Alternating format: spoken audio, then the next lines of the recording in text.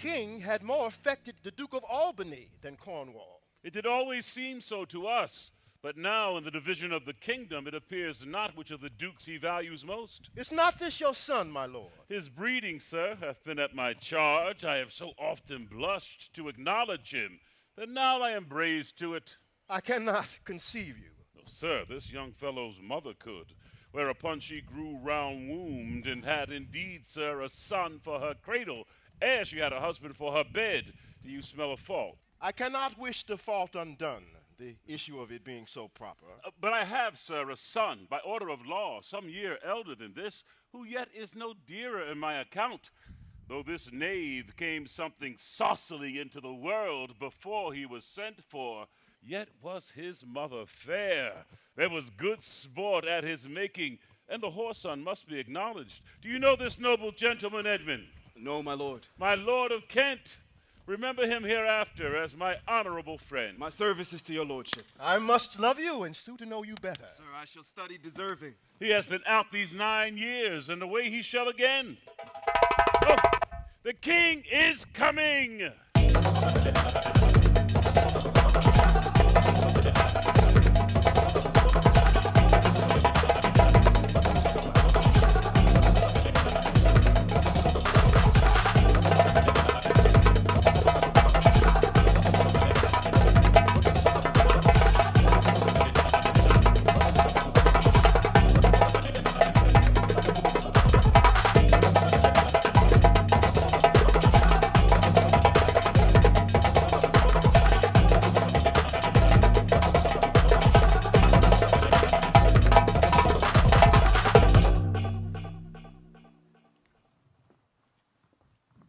Attend the lords of France and Burgundy, Gloucester. I shall, my noble lord. Meantime, we shall express our darker purpose. Give me the map there. Know we have divided in three our kingdom, and 'tis our fast intent to shake all cares and business from our age, conferring them on younger strengths, while we unburdened crawl toward death. Our son of Cornwall, and you, our no less loving son of Albany, we have this hour a constant will to publish our daughter's several dowers, that future strife may be prevented now. The great princes, France and Burgundy, great rivals in our youngest daughter's love, long in our court have made their amorous sojourn, and here are to be answered. Tell me, my daughters, since now we will divest us of rule, of interest of territory, of cares of state, which of you, shall we say, doth love us most, that we our largest bounty may extend, where nature doth with merit challenge? Goneril, our eldest born, speak.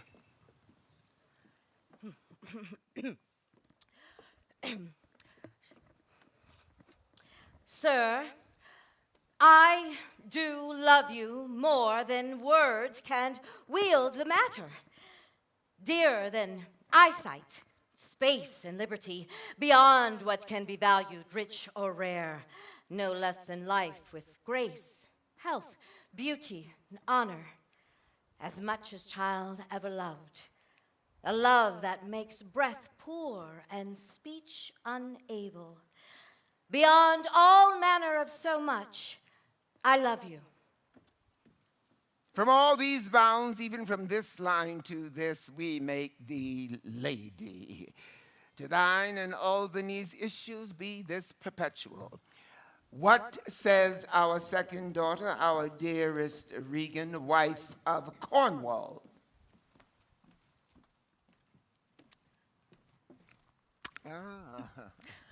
I am made of that self-metal as my sister, and prize me at her worth.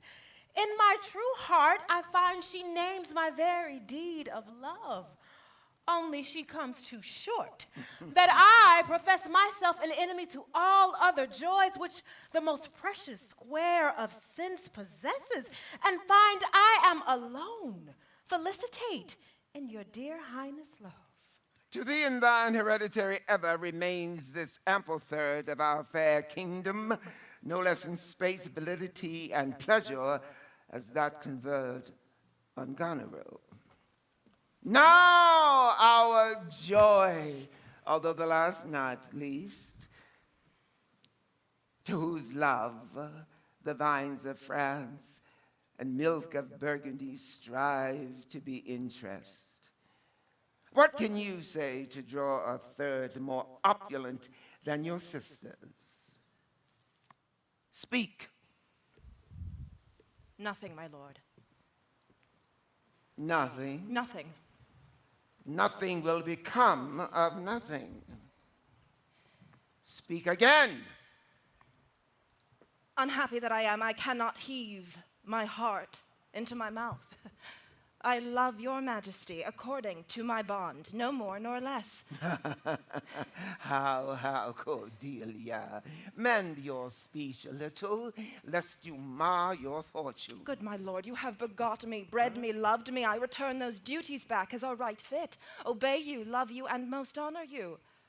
Why have my sisters husbands if they say they love you all? Haply when I shall wed, that lord whose hand must take my plight, shall carry half my love with him, half my care and duty. Sure I shall never marry like my sisters, to love my father all. But goes thy heart with this?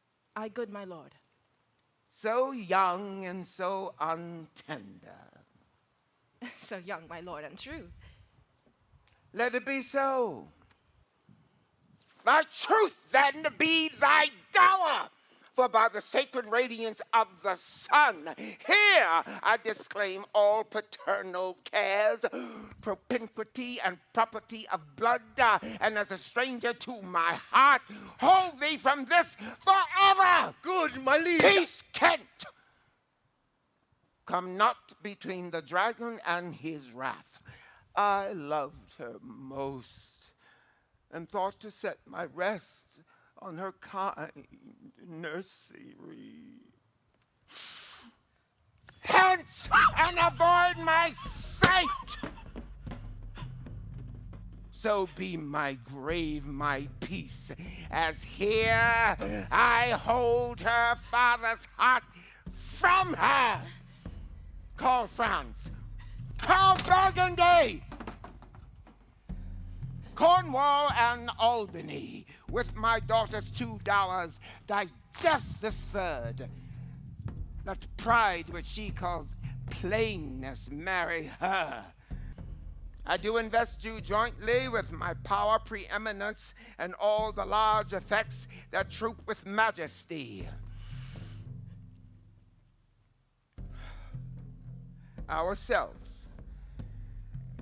by monthly course, with reservation of 100 nights, shall our home make with you by due turn.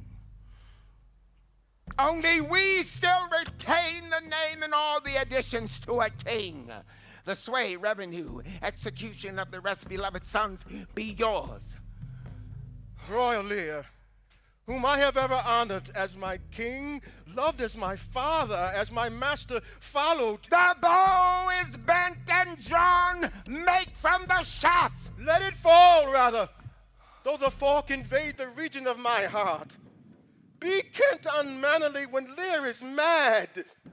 Reverse thy doom, and in thy best consideration check this hideous rashness. Answer my life, my judgment. Thy youngest daughter does not love thee least. Kent, on thy life, no more. My life I never held but as a pawn to wage against thy enemies, ne'er fear to lose it, thy safety being motive. Out of my sight! See better, Lear, and let me remain the true blank of thine eye. No, vassal, miscreant! Kill thy physician, and thy fee bestow upon the foul disease. Revoke thy doom, or whilst I can vent clamor from my throat, I'll tell thee, thou dost evil.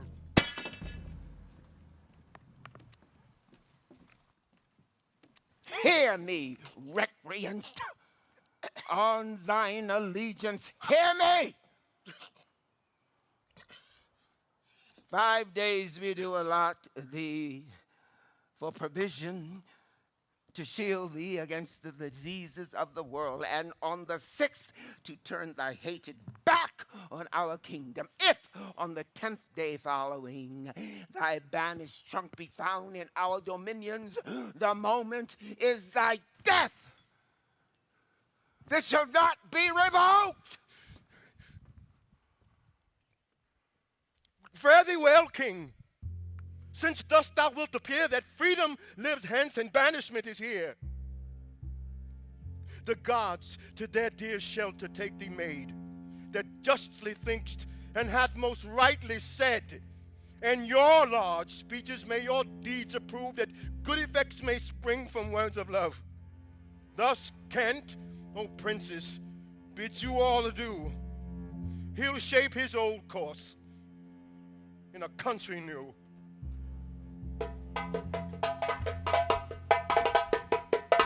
Here's France and Burgundy, my noble lord. My lord of Burgundy, we first address it toward you. As you and this great lord hath rivaled for my daughter, what in the least will you require in present dower with her, or cease your quest of love? Most royal majesty, I crave no more than what your highness offered, nor will you tender less. Right, noble Burgundy. When she was dear to us, we did hold her so. But now her price is fallen.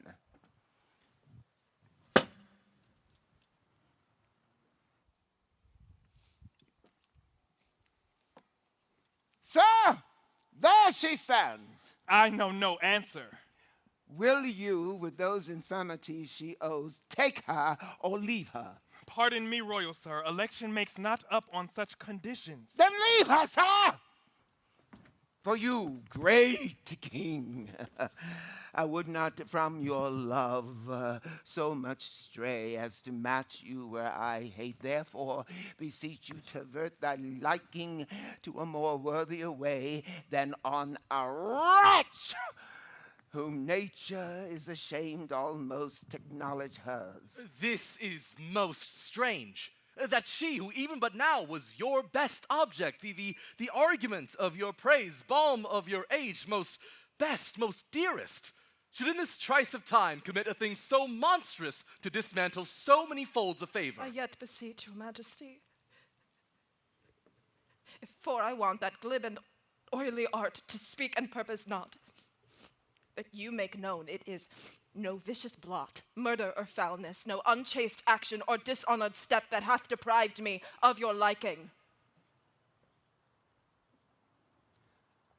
Better thou hadst not been born than not to have pleased me better. Is it but this? A tardiness in nature which often leaves the history unspoke which it intends to do. My lord of Burgundy, what say you to the lady? Will you have her? She herself is a dowry. Royal king, give but that portion which yourself proposed, and here I take Cordelia by the hand, Duchess of Burgundy. Nothing! I have sworn I am firm. I am sorry then you have so lost a father that you must lose a husband. Peace be with Burgundy. Since that respect and fortunes are his love, I shall not be his wife. Fairest Cordelia, thou art most rich, being poor. Thee and thy virtues here I seize upon. Thy dowerless daughter, king, thrown to my chance, is queen of us, of ours, and our fair France. Thou hast her, France. Therefore, be gone. Without my grace, my love, my benison. Come, noble Burgundy.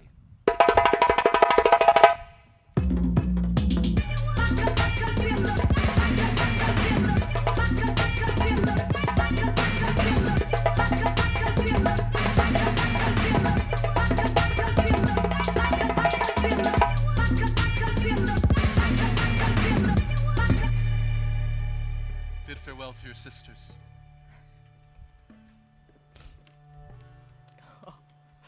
The jewels of our father. With washed eyes, Cordelia leaves you. I know you what you are, and like a sister am most loath to call your faults as they are named. Use well our father, to your professed bosoms I commit him. But yet, alas, stood I within his grace, I would prefer him to a better place. So farewell to you both. Prescribe not us our duty. Let your study be to content your lord who hath received you at fortune's alms. Time shall unfold what pleaded cunning hides. Who covers fault at last, shame them derides. Well may you prosper. Come, my fair Cordelia. Sister, it is not a little I have to say of what most nearly appertains to us both. I think our father will hence tonight. That's most certain, and with you. Next month with us. You see how full of changes his age is. He always loved our sister most, and with what poor judgment he hath now cast her off, appears too grossly. 'Tis the infirmity of his age.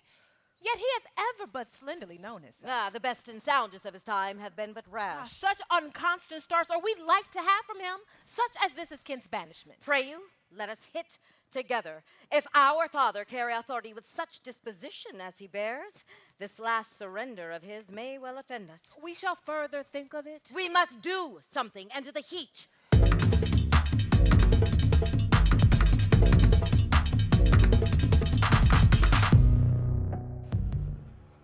Thou, nature, art my goddess. To thy law my services are bound. Wherefore should I stand in the plague of custom and permit the curiosity of nations to deprive me, for that I am some 12 or 14 moonshines lag of a brother? Why bastard? Wherefore base, when my dimensions are as well compact, my mind as generous, and my shape as true as honest madam's issue? Why brand they us with base, with baseness, bastardy, base, who in the lusty stealth of nature take more composition and fierce quality than doth within a dull, stale, tired bed go to the creating a whole tribe of fops got tween asleep and wake? Well then, legitimate Edgar, I must have your land. Fine word, legitimate. Well, my legitimate, if this letter speed and my invention thrive, Edmund the base shall top the legitimate. I grow, I prosper. Now gods, stand up for bastards. Kent banished thus, and France and collar parted, and the king gone tonight. Edmund, how now? What news? So please your lordship, none? What paper were you reading? Nothing, my lord. No? What needed then that terrible dispatch of it into your pocket? The quality of nothing hath not such need to hide itself. Let's see. I beseech you, sir, pardon me. It is a letter from my brother, which I have not all or read, and for so much as I have perused, I find it not fit for your o'erlooking. Give me the letter, sir. I shall offend, either to detain or give it. Let's see. I hope for my brother's justification that he wrote this but as an essay or a taste of my virtue. This policy in reverence of age keeps our fortunes from us till our oldness cannot relish them. Come to me, that of this we may speak more. If our father would sleep till I waked him, you should enjoy half his revenue forever and live the beloved of your brother Edgar. Conspiracy? My son Edgar, had he a hand to write this, the heart and brain to breed it in? When came this to you? Who brought it? It was not brought me, my lord. There's the cunning of it. I found it thrown in at the casement of my closet. Well, you know the character to be your brother's. It is his hand, my lord. But I hope his heart is not in the contents. Has he never before sounded you in this business? Never, my lord. But I have heard him oft maintain it to be fit that sons at perfect age and fathers declined, the father should be as ward to the son, and the son manage his revenue. Oh, villain, a natural, detested, brutish villain, worse than brutish. Ghost here, I seek him. Abominable villain, I'll apprehend him. Where is he? I do not well know, my lord. If it shall please you, suspend your indignation against my brother till you can derive from him better testimony of his intent. I dare pawn down my life for him, that he hath writ this but to feel my affection to your honor, and to no other pretense of danger. Think you so? If your honor judge it meet, I will place you where you shall hear us confer of this, and by an auricular assurance have your satisfaction, and that this very evening. He cannot be such a monster. Edmund, seek him out. I will seek him, sir, presently. These late eclipses in the sun and moon portend no good to us. Love cools, friendship falls off, brothers divide, and the bond cracked twixt son and father. Find out this villain, Edmund, it will lose thee nothing. Do it carefully. And the noble and true-hearted Kent banished his offense. Honesty, 'tis strange.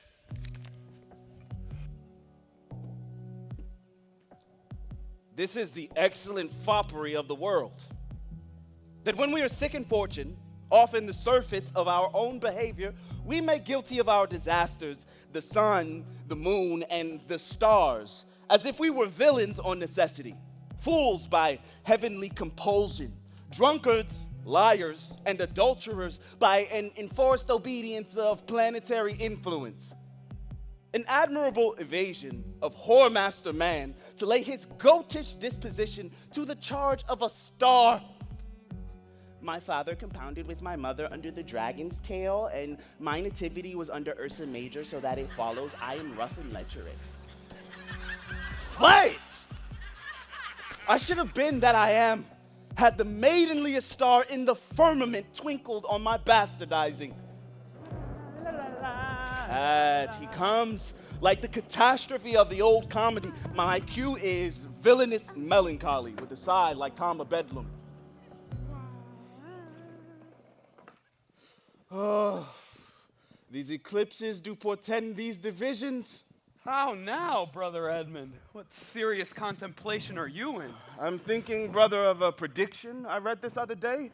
What should follow these eclipses? Do you busy yourself with that? I promise you, the effects he writes of succeed unhappily.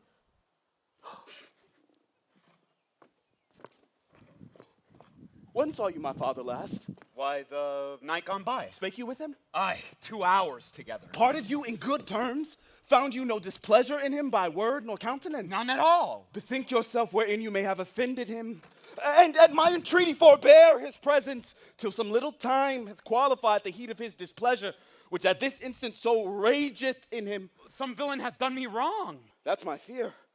Retire with me to my lodging, from whence I will fitly bring you to hear my lord speak. There's my key. If you do stir abroad, go armed. Armed, brother! Brother, I advise you to the best. I've told you what I've seen and heard, but faintly, nothing like the image and the horror of it. Pray you, away! Shall I hear from you anon? Brother, I do serve you in this business.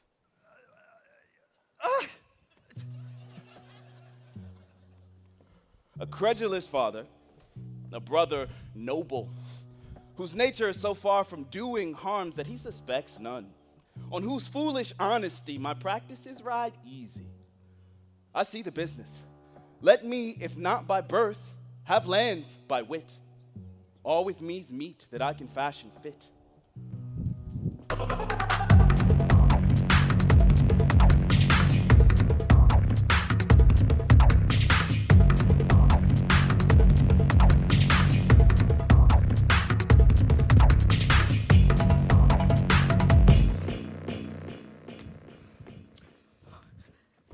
Did my father strike my gentleman for chiding of his fool? Aye, madam. By day and night he wrongs me.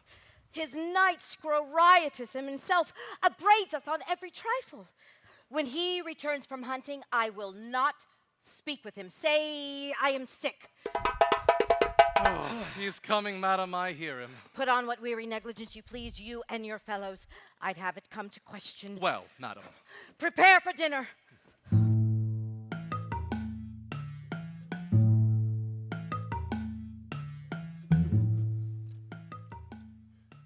If but as well I other accents borrow that can my speech diffuse, my good intent may carry through itself to that full issue for which I raised my likeness. Now, banished, Kent, if thou canst serve where thou dost stand condemned, so may it come thy master, whom thou lovest, shall find thee full of labors.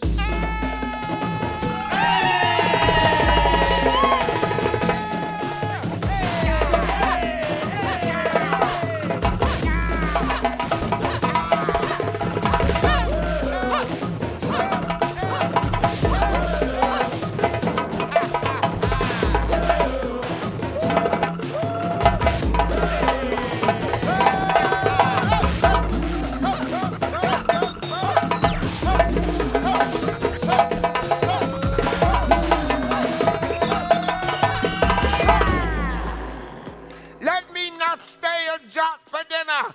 Go get it ready. How now, what art thou? A man, sir? What dost thou profess? What wouldst thou with us? I profess to be no less than I seem, to serve him truly that will put me in trust, to love him that is honest, to converse with him that is wise and says little, to fear judgment, to fight when I cannot choose, and to eat no fish. What art thou? A very honest-hearted fellow, and as poor as the king. Ooh, thou art as poor for a subject as he's for a king. Thou art poor enough. What wouldst thou? Service. Who wouldst thou serve? You. Dost thou know me, fellow? No, sir. But you have that in your countenance that I would fain call master. What's that? Authority. What services canst thou do? I can keep honest counsel, ride, run, mar a curious tale in telling it, and deliver a plain message bluntly. That which ordinary men are fit for, I am qualified in. And the best of me is diligence. How old art thou?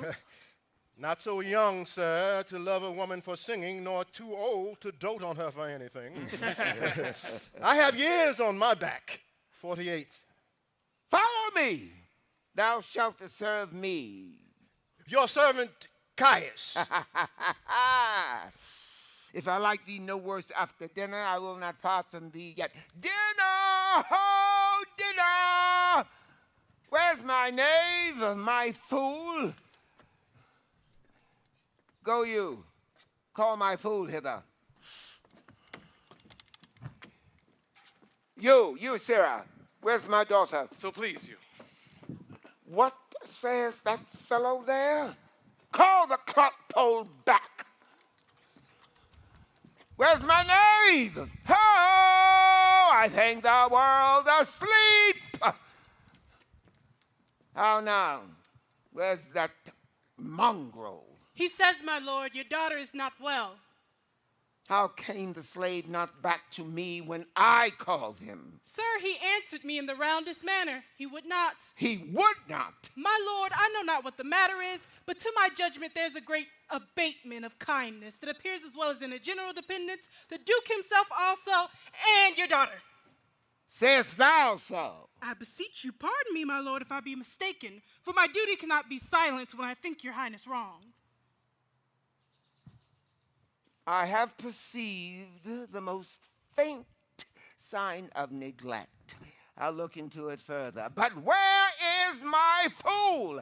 I have not seen him these 2 days. Since my young lady's going into France, sir, the fool hath much pined away. No more of that. I have noticed it well. Go you, tell my daughter I would speak with her. You, sir. Come you hither, sir. Who am I, sir? My lady's father. Oh, my lady's father, my lord's knave. You horse and dog, you slave, you cur. I am none of those things, my lord. I beseech your pardon. Do you bandy looks with me, you rascal? Oh! I'll not be struck in, my lord. nor trip neither, you base football player. I'll teach you differences. Away! Away! Have you wisdom? So! Now, my friendly knave, I thank thee.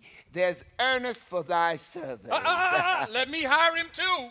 Here's my coxcomb. How now, Hey, my ho! sweet knave? How dost thou? You will best take my coxcomb. Why, fool? Why, for taking one's part that's out of favor. This fella hath banished 2 of his daughters and done the third a blessing against his will. If thou follow him, thou must needs wear my coxcomb. How now, nuncle? Take heed, sirrah. The whip. Ain't misbehaving. Oh, truth's a dog must to kennel. He must be whipped out. When the lady bitch may stand by the fire and A stank. pestilent gall to me. Sirrah, I'll teach thee a speech. Do. Oh, mark it, nuncle. Have more than thou showest. Speak less than thou knowest. Lend less than thou owest. Ride more than thou goest. Leave thy drink in thy hoe. And keep in a dough. And thou shalt have moo than 2 tens to a scout. This is nothing, fool. Then 'tis like the breath of an unpaid lawyer. You gave me nothing for it. Can you make no use of nothing, nuncle? Why, no, fool, nothing can be made of nothing. Prithee, tell him. So much the rent of his land comes to. He will not believe a fool. A bitter fool. Dost thou know the difference, my boy, between a bitter fool and a sweet fool? No, lad. Teach me. Okay. Drop a hot little beat on him tonight, Tomb. Make it sizzle. Oh, yeah. This show is sizzling. Where you at, St. Lou? No, where you at? Oh, yeah. Live theater, baby. Back and better than ever. The king wants me to spit this little rhyme for him, but you can help. Put your hands together. Uh-huh. And you can throw in a oh yeah, a amen, you know. Make it funky now. Here we go. That Lord that counseled thee to give away thy land. Come place him here by me. I said, do thou for him stand. The sweet and bitter fool will presently appear. The one in motley here. Cut! The other found out there. Give yourselves a hand, that was good. But the king is mad at y'all now. Dost thou call me fool, boy? Whoa, whoa, whoa, whoa, whoa. All thy other titles thou hast given away. That thou was born with.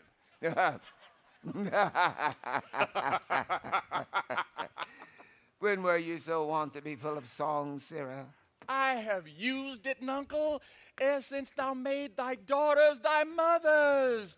For when thou gavest them the rod and putst down thine own breeches, then they for certain joy did weep, and I for sorrow sung, that such a king should play bo-peep and go the fools among. Dat, dat, dat, dat. I prithee, nuncle, keep a schoolmaster that can teach thy fool to lie. I would fain learn to lie. If you lie, Sirrah, we'll have you whipped. Oh, I marvel what kin thou and thy daughters are.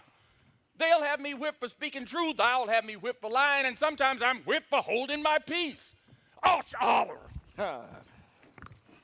How now, daughter? What makes that frontlet on? Methinks you are too much of late either frown. Thou wast a pretty fellow when thou had no need to care for her frowning. I am better than thou art now. I am a fool, thou art nothing. Yes, forsooth, I will hold my peace. So your face bids me, though you say nothing. Mum. This, sir, not only your all-licensed fool, but other of your insolent retinue do hourly carp and quarrel, breaking forth in rank and not to be endured riots. Sir, I had thought, by making this well known unto you, to have found a safe redress, but now grow fearful that you protect this course and put it on by your allowance. For you know, nuncle, the hedge sparrow fed the cuckoo so long that it had its head bit off by its young. Are you our daughter? I would you would make good use of that wisdom whereof I know you are fraught, and put away these dispositions which of late transport you from what you rightly are. May not the ass know when the cart draws the horse? Oh, Jane, I love thee. Is there any here who know me? This is not Lear. Does Lear walk thus, speak thus? Either his notions weakens, his discernings lethargy. Ha!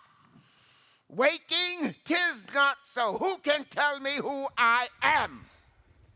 Lear's shadow.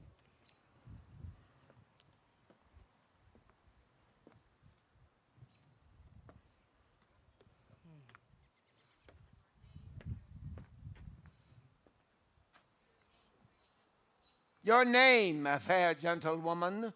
This admiration, sir, is much o'er the savor of other your new pranks. I do beseech you to understand my purposes aright.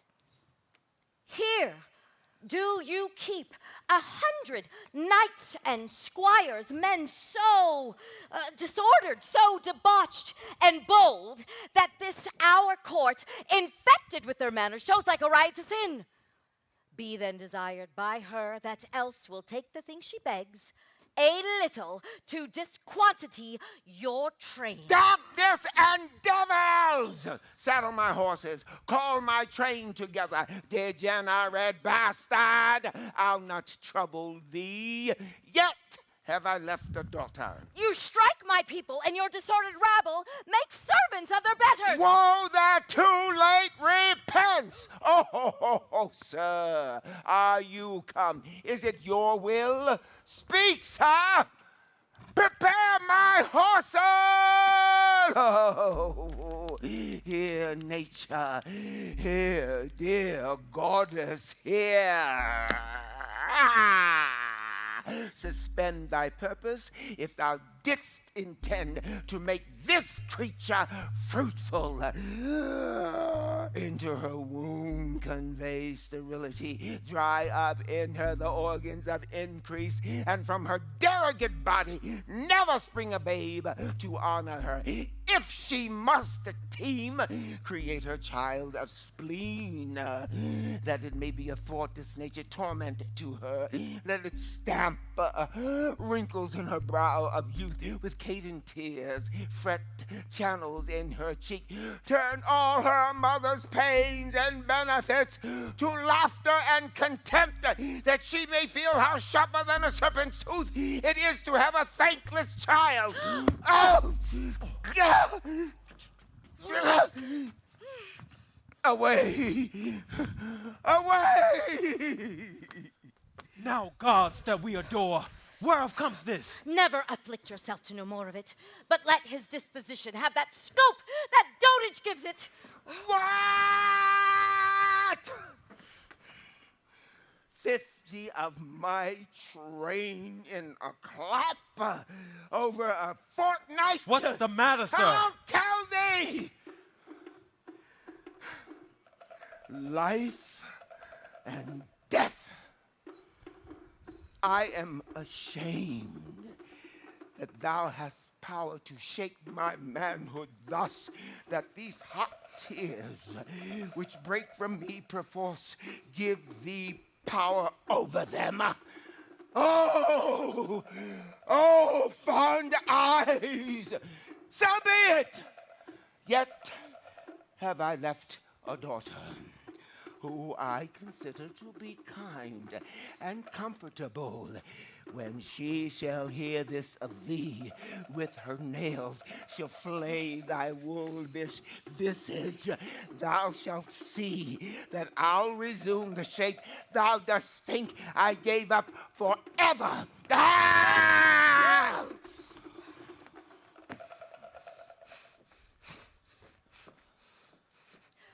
Do you mark that? I cannot be so partial, Goneril, to the great love I bear you. Oh, pray you content. What, Oswald, ho! This man hath had good counsel. 100 knights, 'tis politic and safe to let him keep at point 100 knights. Yes, that on every dream, each buzz, each fancy, each complaint and dislike he may enguard his dotage with their powers and hold our lives in mercy. What, Oswald, I say? Well, you may fear too far. Safer than trust too far. I know his heart. What he hath uttered, I have writ my sister. And if she sustain him and his 100 knights, would I have shown the unfitness of what... How now, Oswald, have you writ that letter to my sister? Aye, madam. Get you some company and away to horse. Inform her full of my particular fear and hasten your return. No, no, my lord.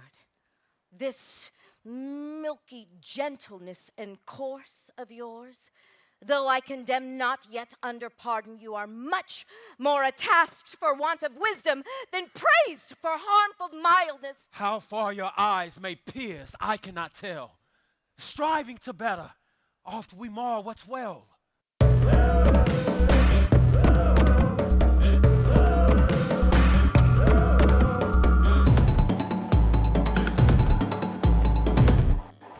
Go you before to Gloucester with these letters. Acquaint my daughter no further with anything you know than comes from her demand from the letter. If that diligence not be speedy, I'll be there before you. I will not rest, my lord. Ooh. If a man's brains were in his heels, were it not in danger of blisters? Aye, boy. Then I prithee be merry, thy wit shall not go slipshod. Thou canst tell why one's nose stands in the middle of space. No. Why, to keep one's eyes on either side's nose, that what a man cannot smell out, he may spy into. I did her wrong.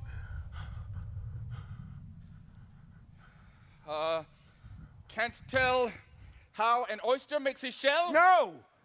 Nor I neither. But I can tell why a snail has a house. Why? Why, to keep his head in, not give it away to his daughters.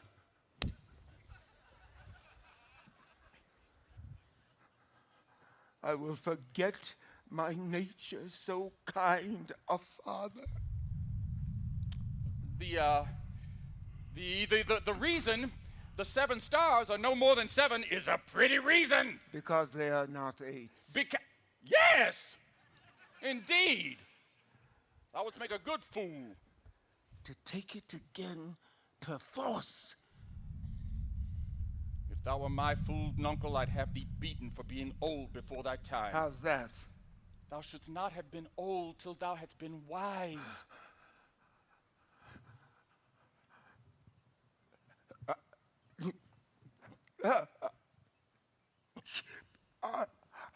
I will not be mad. Sweet heavens, let me not be mad. Keep me in temper. I will not be mad. How now? Are the horses ready? Ready, my lord. Come, boy.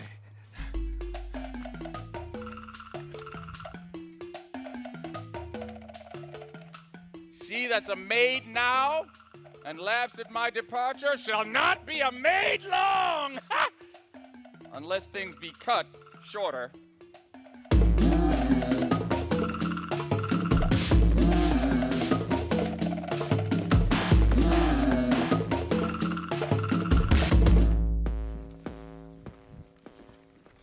Save thee, Curran. And you, sir, I have been with your father and given him notice that the Duke of Cornwall and Regan his Duchess will be here with him this night. How comes that? Nay, I know not.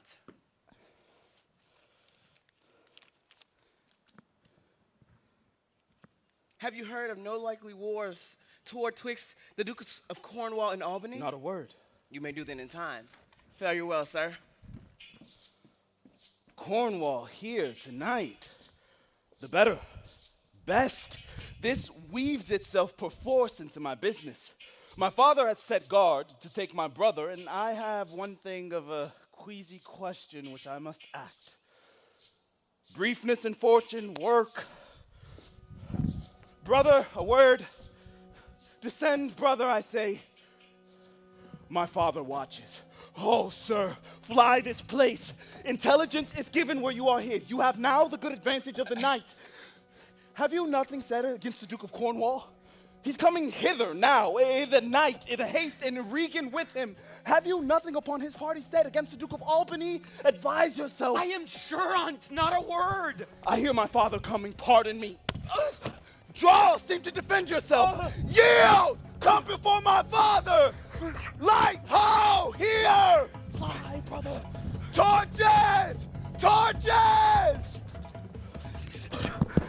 So farewell. Some blood drawn on me would beget opinion of my more fierce endeavor. Ooh. I've seen drunkards do more than this in sport. Father! Father! Stop! Oh, stop! Help! No help! Edmund, where's the villain? Oh, look, sir, I bleed. Where is the villain, Edmund? Fled this way, when by no means he Pursue could... him, ho! Go after! By no means what? Persuade me to the murder of your lordship. Let him fly far. Not in this land shall he remain uncaught. He that conceals him, death. I threatened to discover him. He replied, thou unpossessing bastard, dost thou think if I would stand against thee with the reposal of any trust, virtue, or worth in thee, make thy words faith? Oh, strange and fastened villain. All ports are barred. The villain shall not escape. Besides, this picture I will send far and near, that all the kingdom may have due note of him and of my land. Loyal and natural boy, I will work the means to make thee capable. How now, my noble friend? I have heard strange news. If it be true, all vengeance comes too short. Madam, my old heart is cracked. 'Tis cracked. What? Did my father's godson seek your life? He whom my father named your Edgar. Oh, lady, lady, shame would have it hid. Was he not companion with the riotous knights that tended upon my father? I know not, madam. 'Tis too bad. Too bad. Yes, madam, he was of that consort. Well, no marvel then if he were ill affected, 'tis they have put him on the old man's death to have the expense and waste of his revenues. I have this present evening from my sister been well informed of them, and with such cautions that if they come to sojourn at my house, I'll not be there. Nor I assure thee, Regan. Edmund, I hear that you have shown your father a childlike office. It was my duty, sir. He did expose his intrigue and receive this hurt you see, striving to apprehend him. Is he pursued? Aye, my lord. If he be taken, he shall never more be feared of doing harm. For you, Edmund, whose virtue and obedience doth this instant so much commend itself, you shall be ours. I will serve you truly, sir, however else. For him I thank your grace. You know not why we came to visit you. Thus out of seas and threading dark-eyed night, occasions, noble Gloucester, of some poise wherein we must have use of your advice. Our father, he hath writ, so hath our sister of differences, which I least thought fit to answer from our home. I serve you, madam. Your graces are right welcome.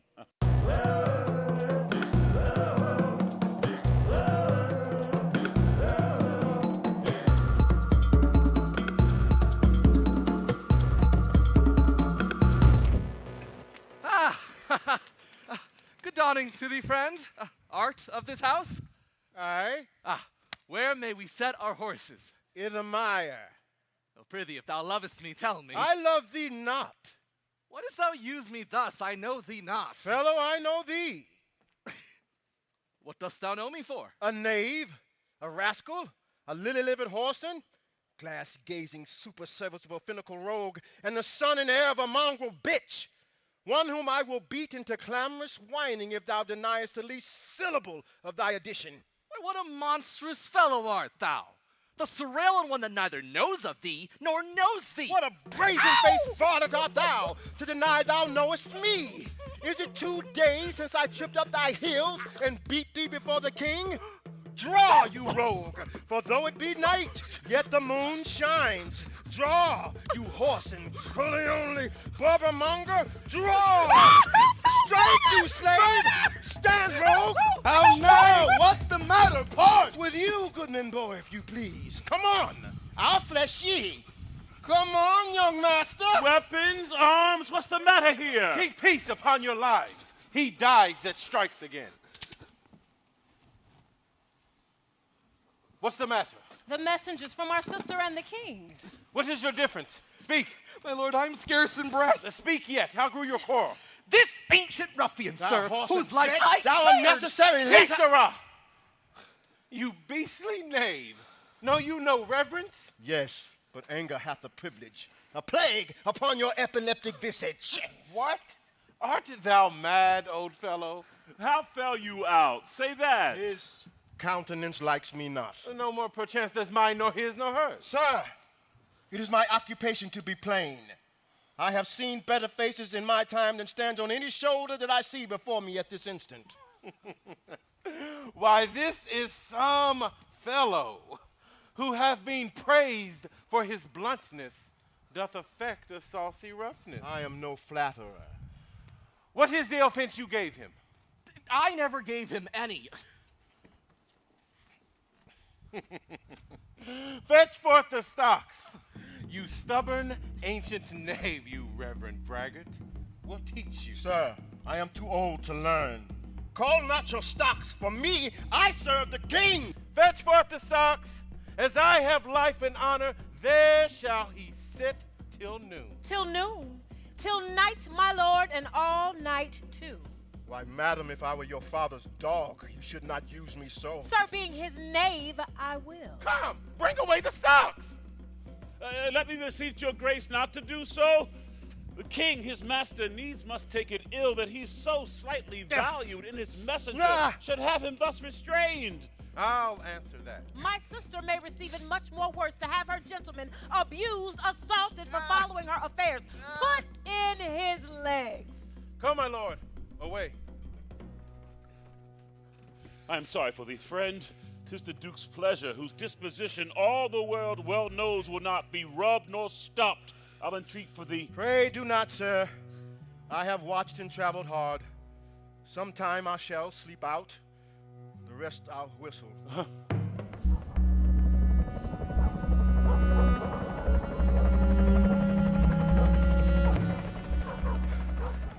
I heard myself proclaimed, and by the happy hollow of a tree escaped the hunt.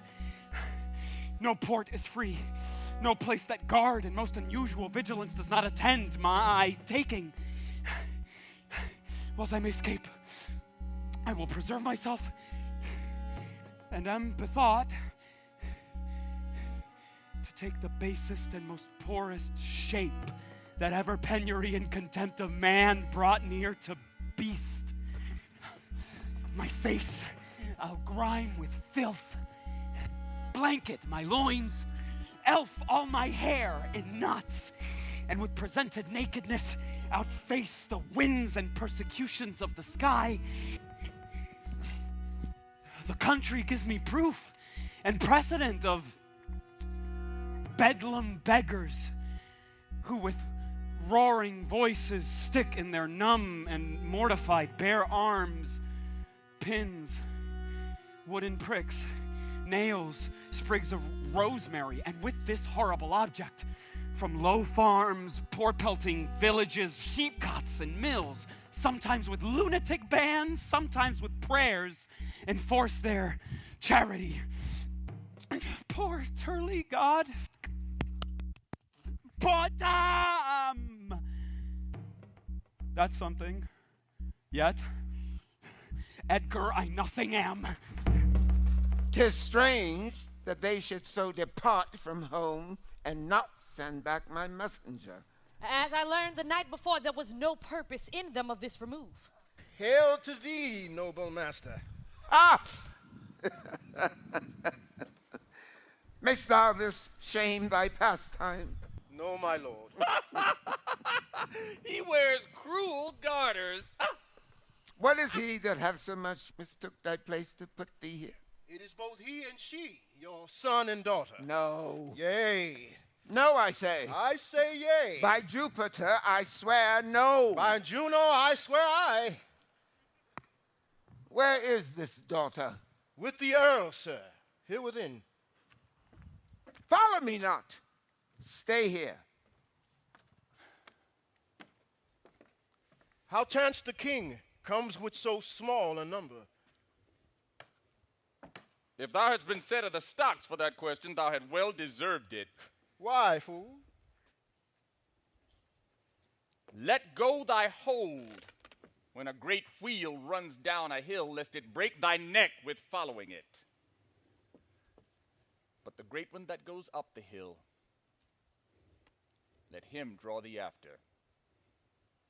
That, sir, which serves to seek for gain, and follows but for form, will pack when it begins to rain, and leave me in the storm. Where learned you this, fool? Not at the stocks, fool. Thou deny to speak with me? They are sick. They are weary. They have traveled all the night. Mere fetches. The images of revolt and flying off.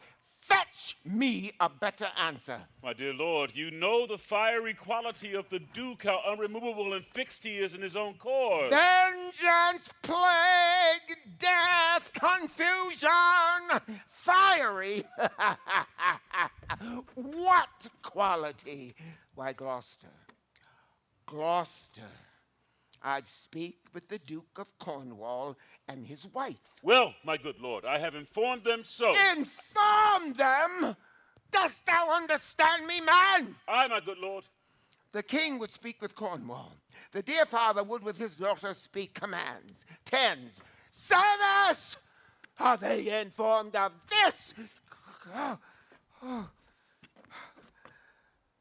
Oh, my breath, my blood.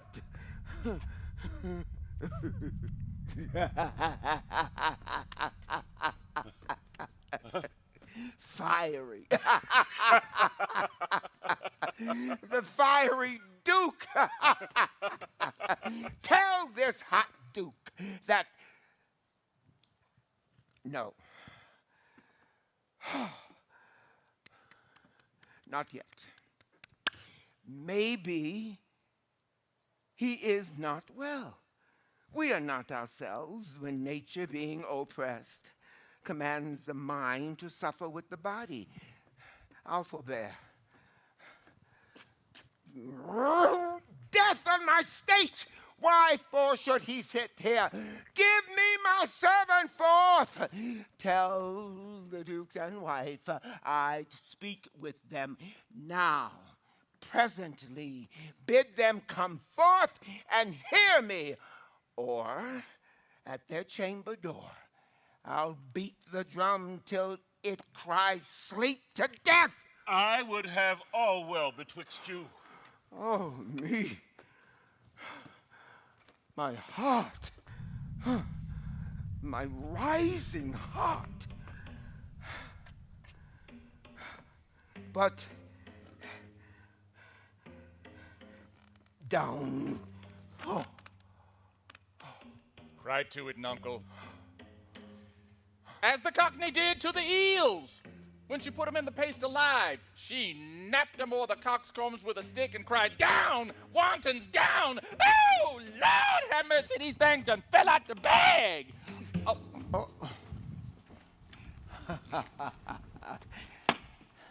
Good morrow to you both. Hail to your grace. I'm glad to see your highness. Regan.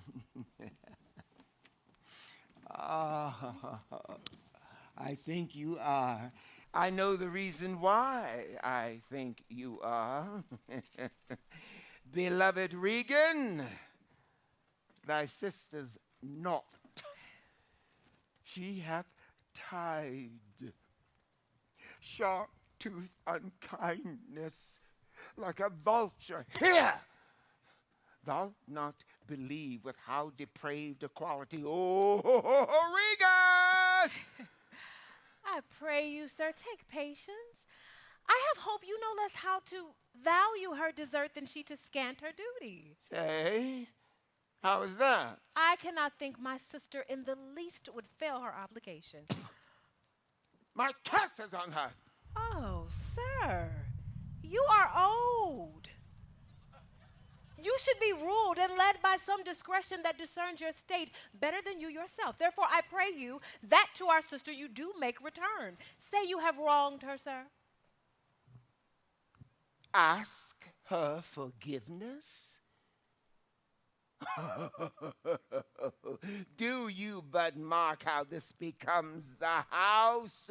Oh, dear daughter, I am old. Age is unnecessary. On my knees I beg that thou vouchsafe me raiment, bed, and fire. Good sir, no more. These are unsightly tricks. Return you to my sister. Never, Regan! She hath abated me half my train, looked black upon me, struck me with her tongue. Most serpently, right on the heart. You stored vengeances of heaven, fall on her ingrateful top. Fie, sir, fie. You lightnings dart your blinding flames into her scornful eyes. Oh, the blessed gods. So will you wish on me when the rash mood is on? No, Regan, thou shalt never have my curse. Thou better knowest the offices of nature, bond of childhood, effects of courtesy, and dues of gratitude. Thy half of the kingdom hast thou not forgot, which thee I endowed. Good sir, to the purpose. Who put my man in the stocks? I have good hope thou did not know on't. Oh, who comes here? Ah! Oh, oh, oh, heaven. Oh. Thank you. Art not ashamed to look upon this beard? Regan, wilt thou take her by the hand? Why not by the hand, sir? How have I offended?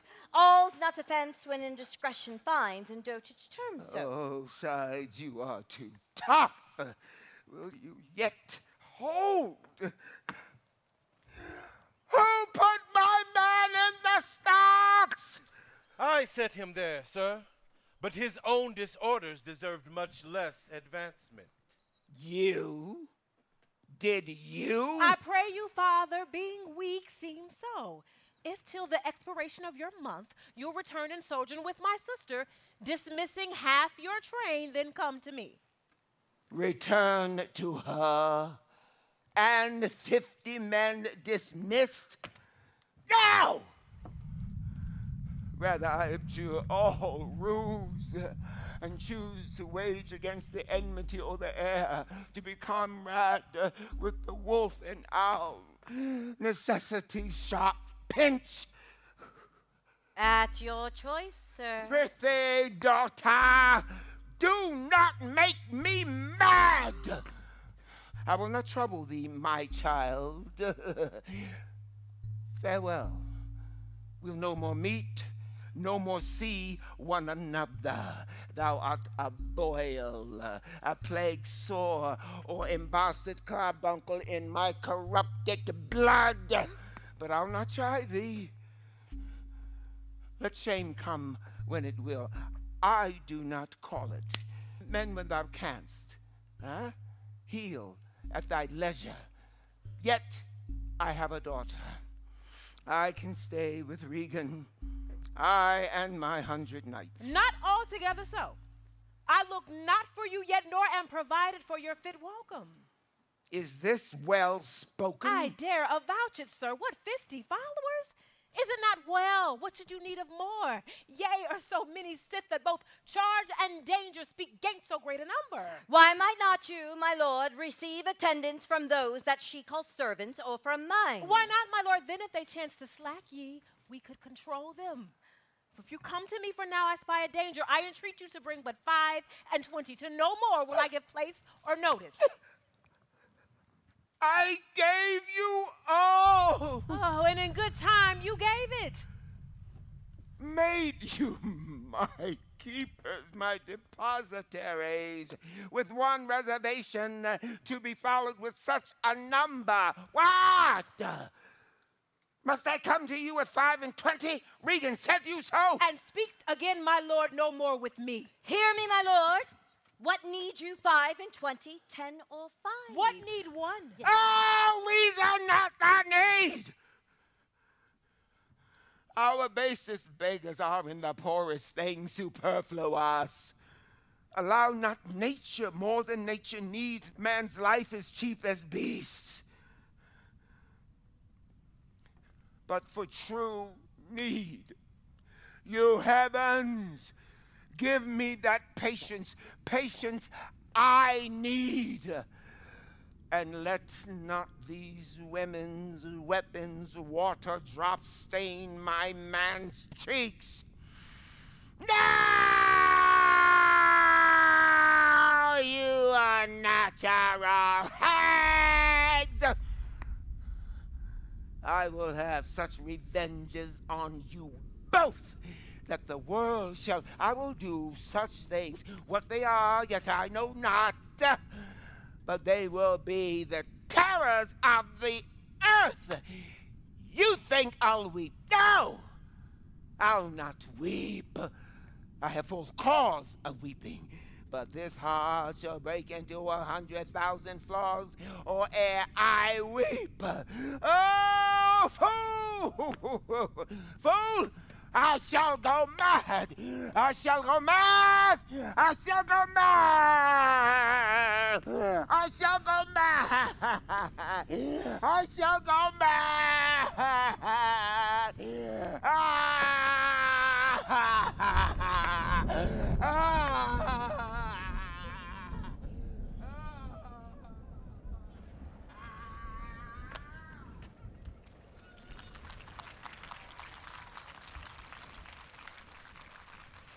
Let us withdraw. 'Twill be a storm. The house is little. The man and his people cannot be well bestowed. It is his own blame, hath kept himself from rest, and must needs taste his folly. For his particular, I'll receive him gladly, but not 1 follower. So am I purposed. The king is in high rage. Whither is he going? He calls to horse, but will I not know whither? 'Tis best to give him way. He leads himself. Hear me, my lord. By no means entreat him stay. Alack, the night comes on. The high winds do sorely ruffle. For many miles about there's scarce a bush. Oh, sir, to willful men, the injuries that they themselves procure must be their schoolmasters. Shut up your doors. He is attended with a desperate train, and what they may incense him to, being apt to have his ear abused, wisdom bids fear. Shut up your doors, my lord. 'Tis a wild night. My Regan counsels well. Come out of the storm. Yes. Thank you.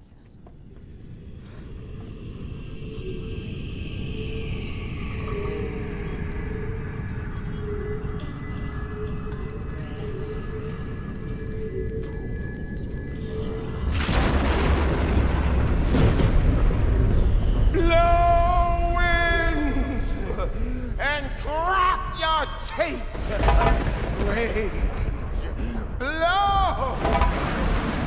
You cataracts and hurricanes, spout till you have drenched our steeples, drowned the cocks. You sulphurous and thought-executing fires, Vaughn couriers to oak-cleaving thunderbolt, singe my way. And thou, oh, shaking thunder, smite flat the thick rotundity of the earth. Crack nature's mold.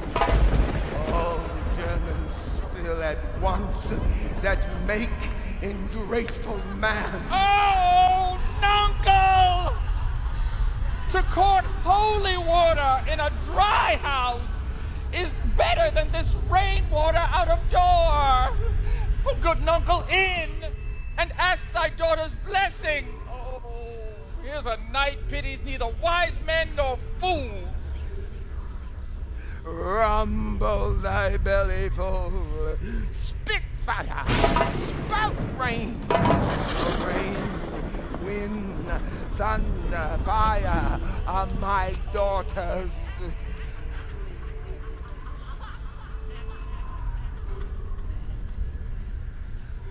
I charge not you, you elements, with unkindness. I never gave you kingdom, called you children. You owe me no subscription. Then let fall my horrible pleasure. Here I stand, your slave, a poor, infirm, weak, and despised old man. But yet, I call you servile ministers that will, with two pernicious daughters, join your high agitating battles against a head that is so old and white as this. Oh, 'tis foul. He that has a house to put's head in has a good headpiece. No.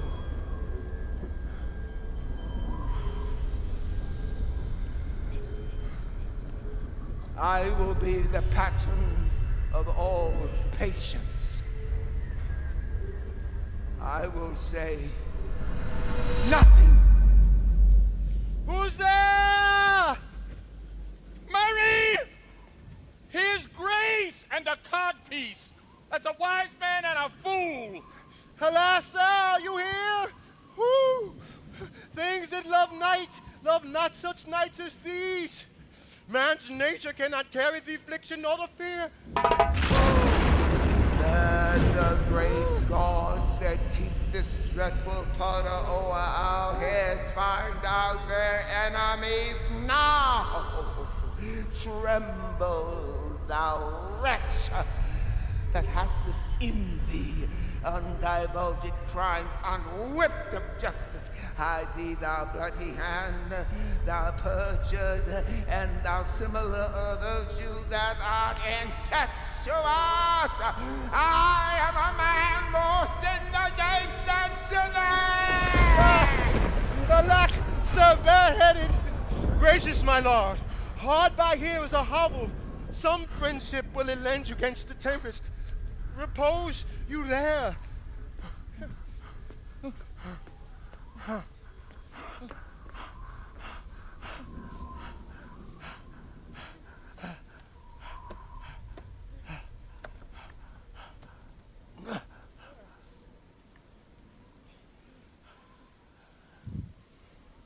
My wits begin to turn.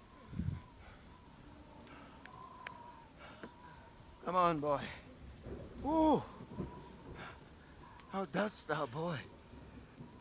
Art cold? I am cold myself. Where is the straw, my friend? The art of our necessities is strange that can make vile things precious.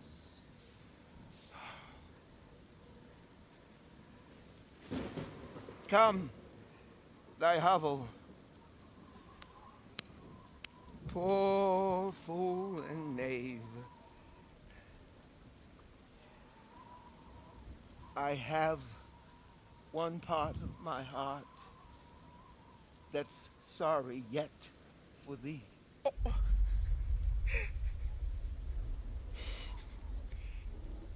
He that has and a little tiny wit, with hey ho, the wind and the rain, must make content with his fortune's fit.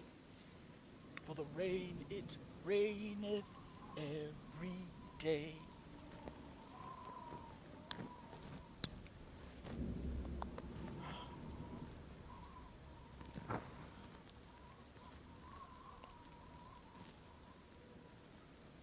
True, my good boy. Come, bring us to this hovel.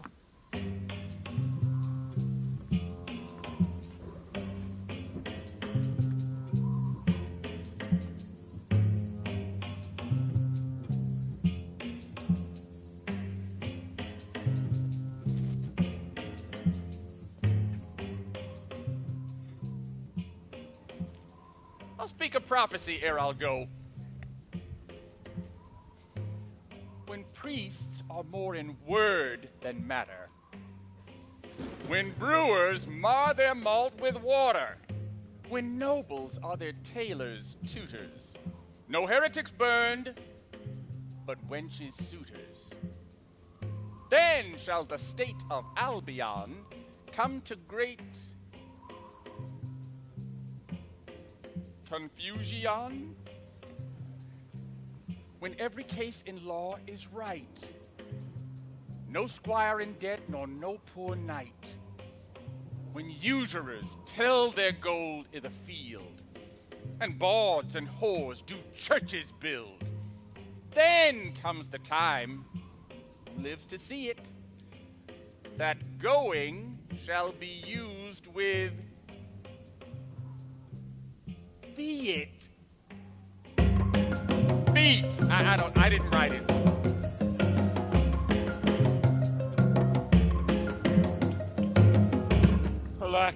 Alack, Edmund, I like not this unnatural dealing. When I desired their leave that I might pity him, they took from me the use of mine own house, charged me on pain of perpetual displeasure, neither to speak of him, entreat for him, nor any way sustain him. Most savage and unnatural. Go to, say you nothing. There is division between the dukes, and a worse matter than that. I have received a letter this night. 'Tis dangerous to be spoken. I've locked the letter in my closet. These injuries the king now bears will be revenged home. There's part of a power already footed. We must incline to the king. I will seek him. Go you, and maintain talk with the duke, that my charity of him be not perceived. If he asks for me, I am ill and gone to bed. Though I die for it, as no less is threatened to me. The king, my old master, must be relieved. There is some strange thing toward Edmund. Oh, pray you, be careful. Be careful.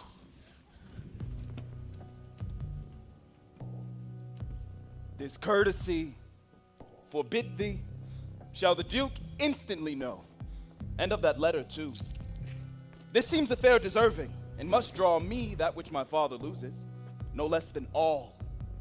The younger rises when the old doth fall.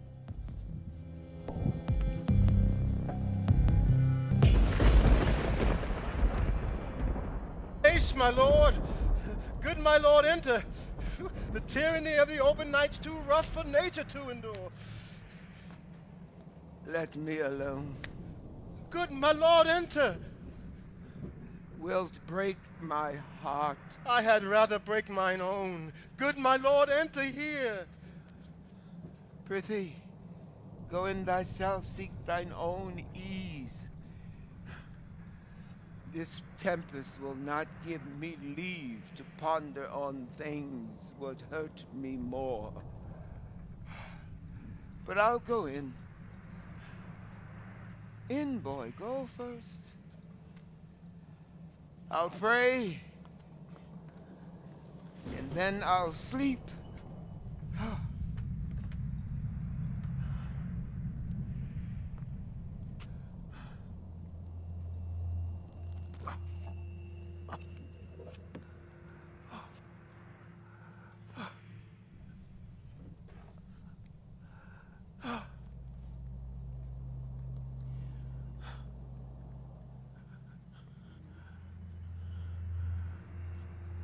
Poor naked wretches, wheresoe'er you are, that bide the pelting of this pitiless storm, How shall your houseless heads and your unfed sides, your looped and windowed raggedness defend you in seasons such as these?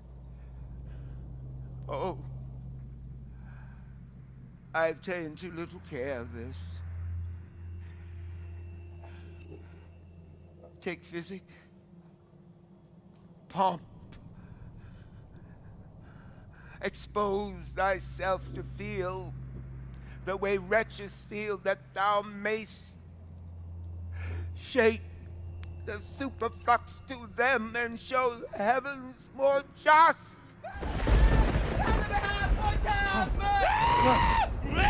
Come down in here, Nuncle! Come down in here! There's a spirit! Help me! Help me! Give me thy hand! Who's there?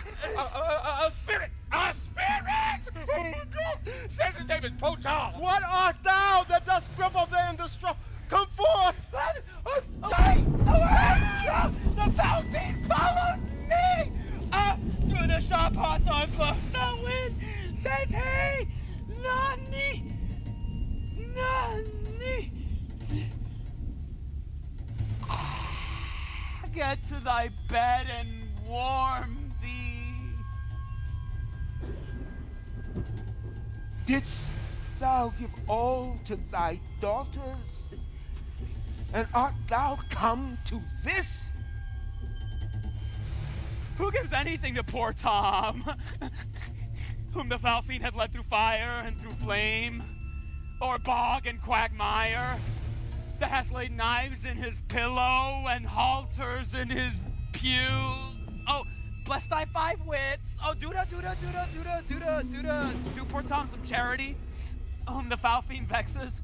There, could I have him again? And there, again, and there. Have his daughters brought him to this pass? Couldst thou save nothing? Wouldst thou give them all? Hey, he reserved some filthy, nasty, dirty pants and a ugly, ugly baseball cap with a trash bag in it, as we had all been shamed.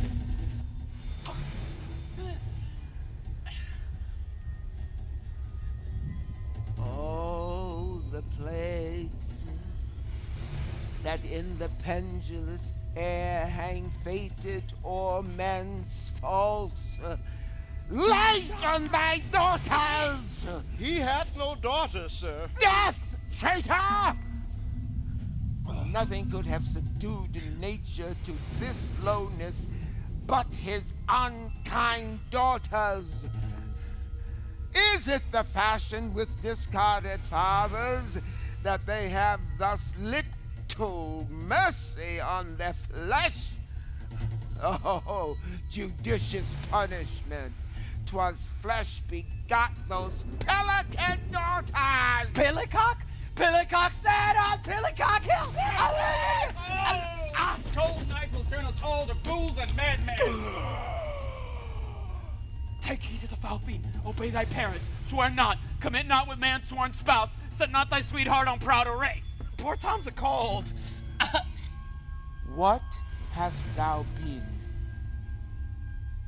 A serving man, proud in heart and mind, that curled my hair, wore gloves in my cap, served the lust of my mistress' heart, and did the act of darkness with her. No, wine loved I deeply, dice dearly, hog and sloth, fox and stealth, wolf and greediness, dog and madness, lion and prey. Let not the creaking of shoes nor the rustling of soap betray thy poor heart to woman. Keep thy foot out of brothels, thy pen from lenders' books, and beware the foul fiend. Peace. Oh, Dauphin, my boy, my shh. Let him trot by. Thou wert better in thy grave than to answer with thy uncovered body the extremity of the skies. Is man no more than this? Consider him well. Thou owest the worm no silk, the beast no hide, the sheep no wool. Here are 3 sophisticated, Thou art the thing itself. Consider him well, unaccommodated man is no more but a bare,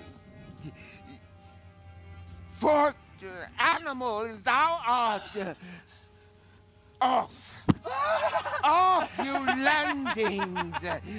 Come on, button here. Prithee, not be contented. 'Tis a naughty night to swim in. What ho! Look, here come a walking fire. How fares your grace? What's he? Who's there? What is you seek? What are you there? Your name? Oh, poor Tom, that eats the swimming frog, the toad, the tadpole, that in the fury of his heart, when the foul fiend raged, eats cow dung for salads, swallows the old rat and the ditch dog, who is whipped and stalked, punished and imprisoned, who hath had 3 suits to his back, 6 shirts to his body, horse to ride and weapon to wear, but mice and rats and such small deer have been Tom's food for 7 long year. Peace, smoking! Peace, thou fiend! What? Hath thy grace no better company? Zaya! The Prince of Darkness is a gentleman. Modo he's called. And Mahu. Our flesh and blood, my lord, hath grown so vile that it doth hate what gets it. Poor Tom's a cold. Come in with me where fire and food are ready. First, I'll talk with this philosopher. What is the cause of thunder? Good, my lord. Take his advice. Go into the house. I will still talk a word with this same learned Theban. What is thy study? How to prevent the fiend. Oh. And kill vermin. Ah. Let me ask one word in private. Importune him once more to go, my lord. His wits began to unsettle. Canst thou blame him? His daughters seek his death. Oh, that good man Kent, he said it would be thus, poor banished man. Thou sayest the king grows mad? I'll tell thee, friend, I am almost mad myself. I had a son, now outlawed from my blood. He sought my life. But lately, very late, I loved him, friend. No father his son dearer. True to tell thee, the grief hath crazed my wits. What a night's this? I do beseech your grace. Cry your mercy, sir. Noble philosopher. Come. In, fellow, there, and into the hovel. Keep thee warm. Let's in all. This way, my lord. Poor Tom's so cold. Still with my philosopher. Good, my lord. Soothe him. Let him take the fellow. You bring him on. Sir, come on. Go along with us. Come, good Athenian. Child Roland to the Dark Tower came. His word was still fie and foe and foam. I smell the blood of an Englishman. No words. Hush. Hush.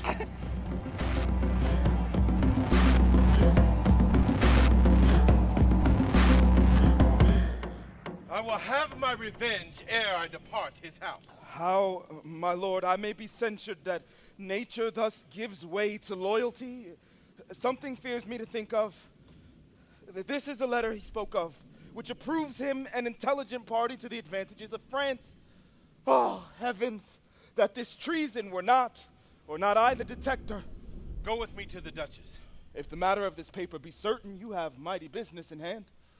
True or false, it hath made thee Earl of Gloucester. Go seek out where thy father is, that he may be ready for our apprehension. I will persevere in my course of loyalty, though the conflict be sore between that and my blood. I will lay trust upon thee, and thou shalt find a dearer father in my love.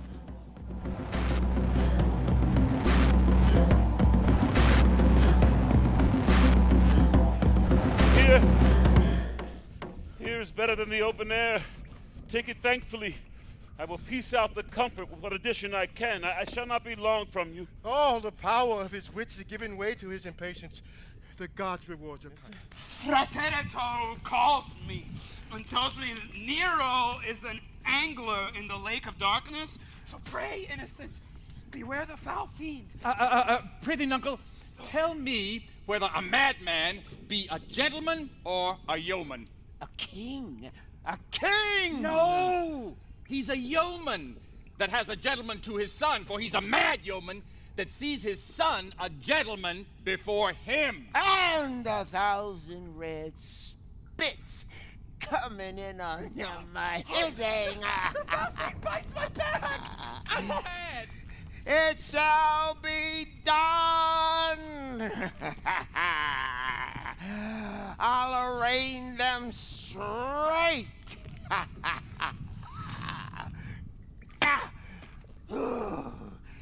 Sit thou here, most learned justice, and thou, sapiens, sit here.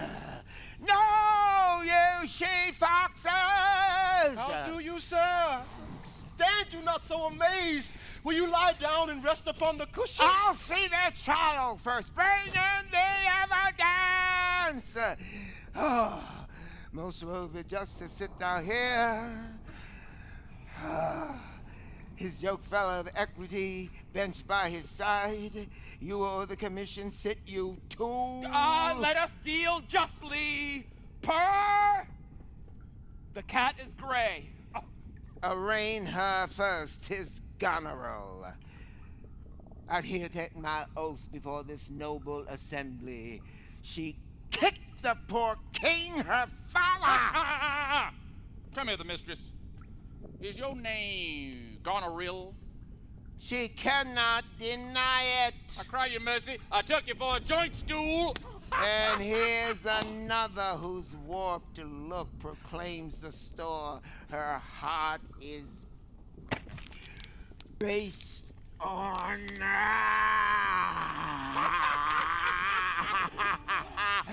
Stop her! Fire! Fire! Swords! Corruption in the place! False justice! Why hast thou let her escape? The little dogs and all.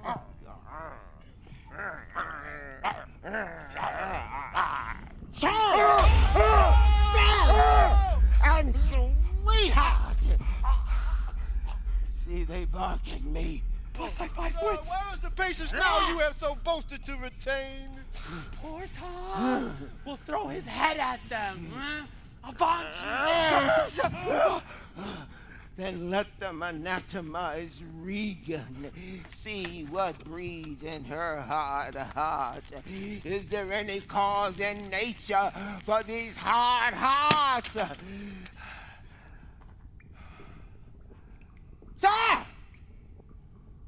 I entertain you as one of my hundreds. Only I do not like the fashion of your garment. Let them be changed! Sir, will you lie down and rest? A while. Huh? No noise. Lie down and rest a while. No noise!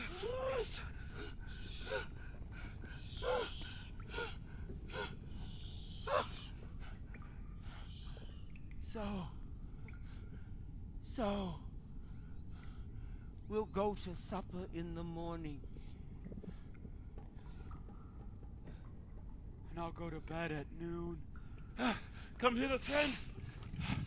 Where is the king, Here, my master? here, sir, but trouble him not. His wits are gone. Good friend, I prithee, take him in thy arms. I have overheard a plot of death upon him. There's a litter ready. Lay him in't, then drive toward Dover, friend, where thou shalt meet both welcome and protection. Take up thy master. If thou shouldst dally half an hour, his life with thine and all that offer to defend him stand in assured loss. Come away!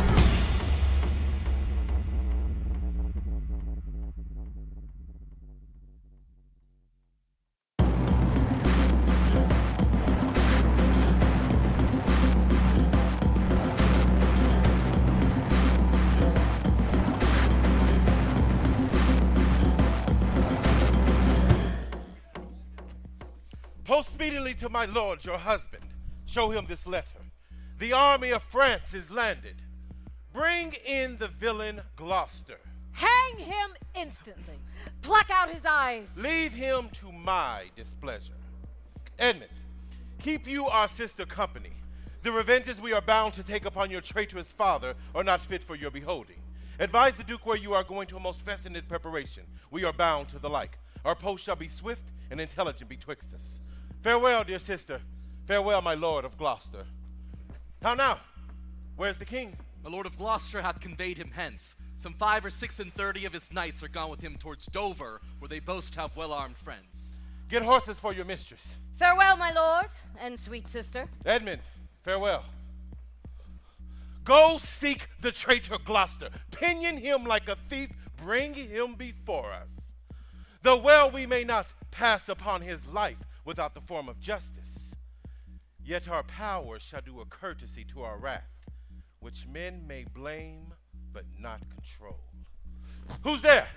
The traitor? Ingrateful fox, 'tis he. Bind fast his corky arm. Well, what mean your graces? Good, my friends, consider you are my guest. Do me no foul play, friends. Bind him, I say. Hard. Hard, oh filthy traitor. Unmerciful lady as you are, I'm none. Villain, thou shalt find. Oh, by the kind gods, 'tis most ignobly done to pluck me by the beard. So white, and such a traitor. I am your host. With robbers' hands, my hospitable favors, you should not ruffle thus. What will you do? Come, sir. What letters had you late from France? Be simple answered, for we know the truth. And what confederacy had thee with the traitors late-footed in the kingdom? To whose hands you have sent the lunatic king? Speak. I have a letter guessingly set down, which came from one that's of a neutral heart and not from one opposed. Cunning. And false. Where hast thou sent the king? To Dover. Wherefore to Dover? Was I not charged? Wherefore at to peril? Dover? Let him answer that. Because I would not see thy cruel nails pluck out his poor old eyes, but I shall see the winged vengeance overtake such children. See it shalt thou never. Upon these eyes of thine, I'll set my tool. Give me some help. Oh, crew. Oh, you guards! Ah! Ah!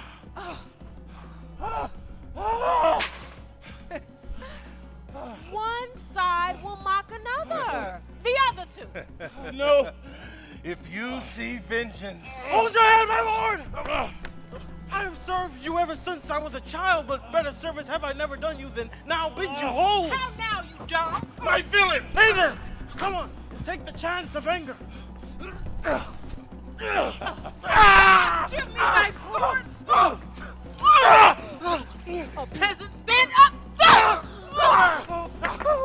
You have one eye left to see some mischief on him. Let's see more prevention.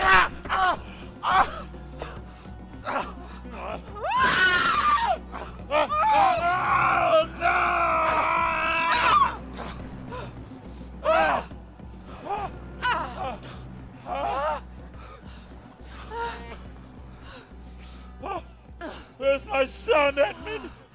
Thou calls on him that hates thee. It was he that made thy overture of thy treason to us, who is too good to pity thee. Oh, my follies.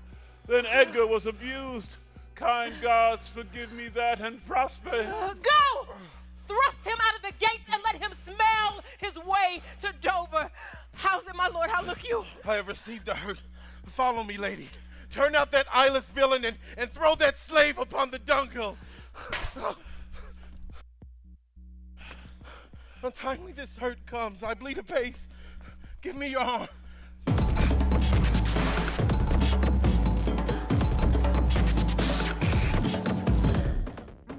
Follow through the shop of the wisdom wind, and if you follow it, then it will do the.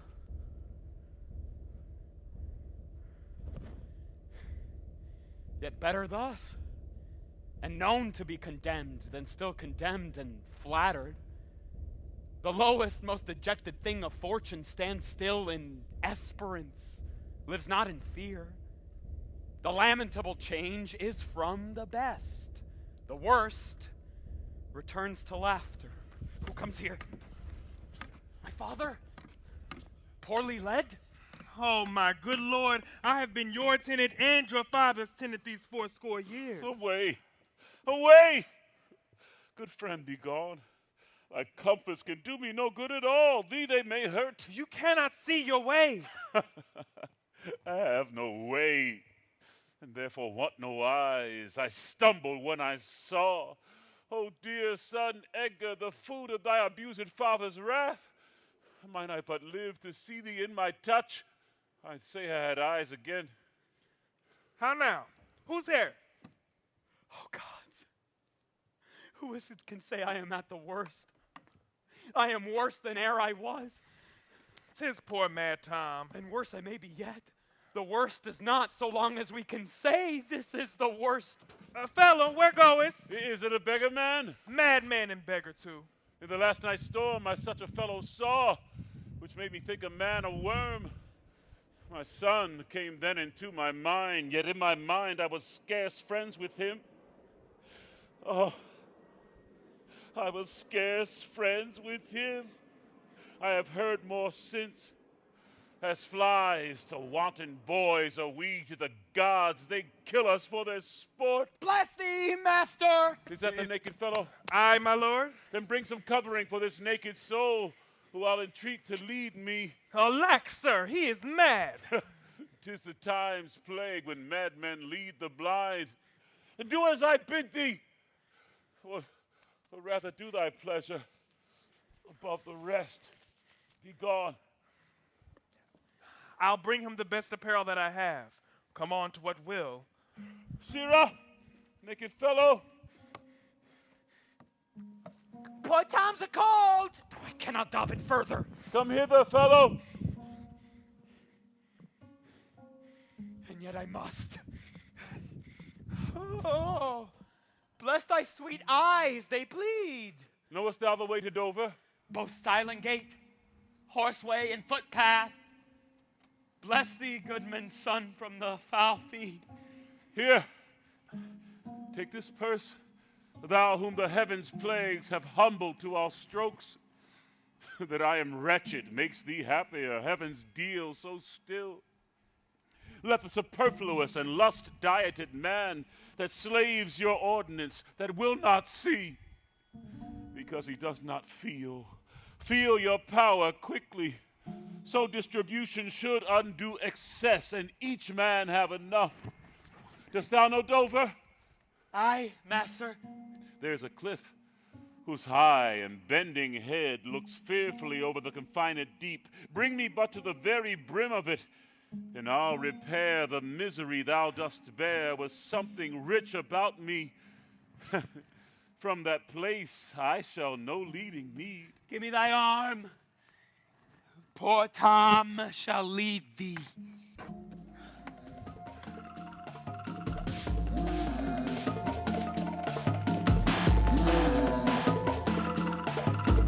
Welcome, my lord. I marvel our mild husband not met us on the way. Now, where's your master? Madam, within, but never man so changed. I told him of the army that was landed. He smiled at it. I told him you were coming. His answer was the worse. What most he should dislike seems pleasant to him, what like offensive. Then shall you go no further. It is the cowish terror of his spirit that dare not undertake. He'll not feel wrongs which tie him to an answer. Our wishes on the way may prove effects.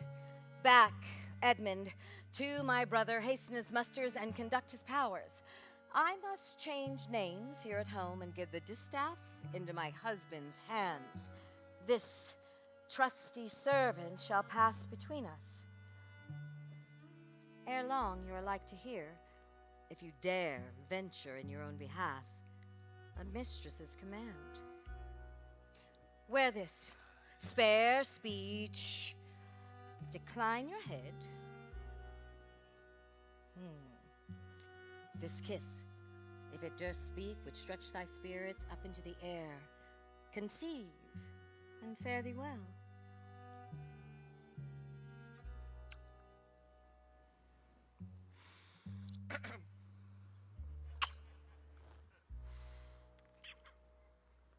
yours in the ranks of death.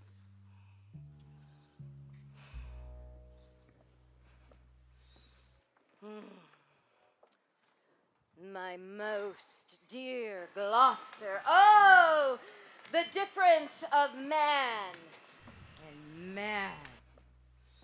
To thee a woman's services are due. A fool usurps my body.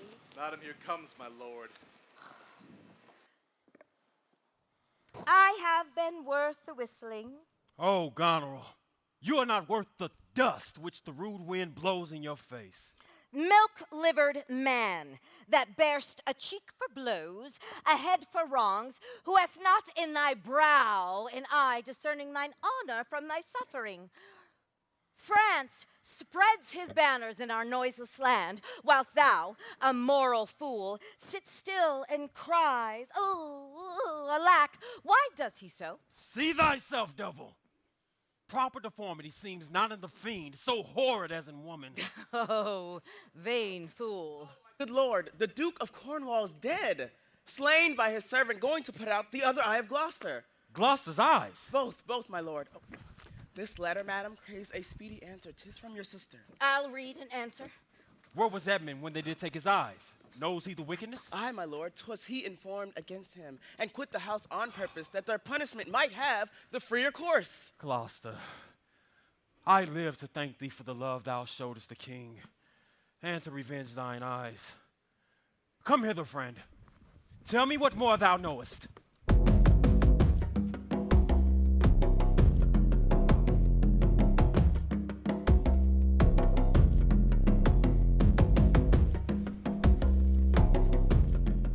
Alack, 'tis he. Why, he was met even now, as mad as the vexed sea, singing aloud, crowned with rank fumitory and with hemlock, darnel and all the idle weeds that grow in our sustaining corn. A century send forth, search every acre of the high-grown field, and bring him to our eye. What can man's wisdom in the restoring his bereaved sense? He that helps him take all my outward worth. There is means, madam. Our foster nurse of nature is repose, the which he lacks, that to provoke in him are many simple operatives whose power will close the eye of anguish. All blessed secrets, all you unpublished virtues of the earth, spring from my tears. Be aidant and remediate in the good man's distress. Seek for him, lest his ungoverned rage dissolve the life that wants the means to lead it. News, madam! The British powers are moving hitherward. 'Tis known before. Our preparation stands in expectation of them. Oh, dear father, it is thy business that I go about. No blown ambition doth our arms incite, but love, dear love, and our aged father's right. Soon may I hear and see him.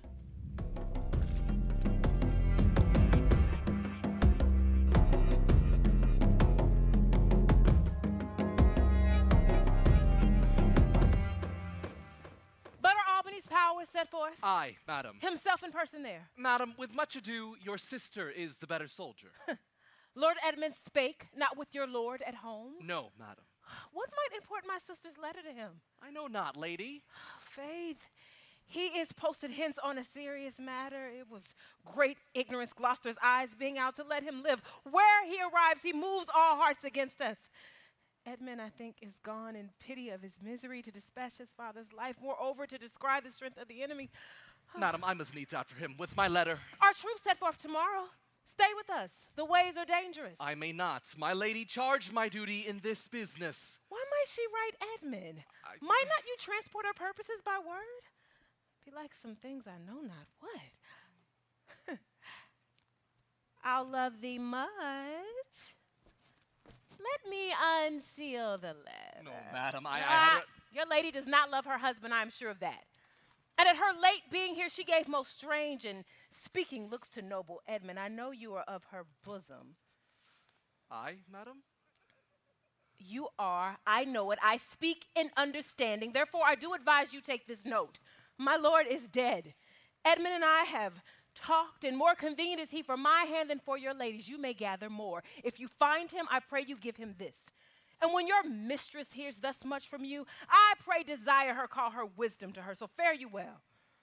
Oh, and if chance you hear of that blind traitor, preferment falls on him that cuts him off. Well, would I could meet him, madam. I should show what party I do follow. Fare you well.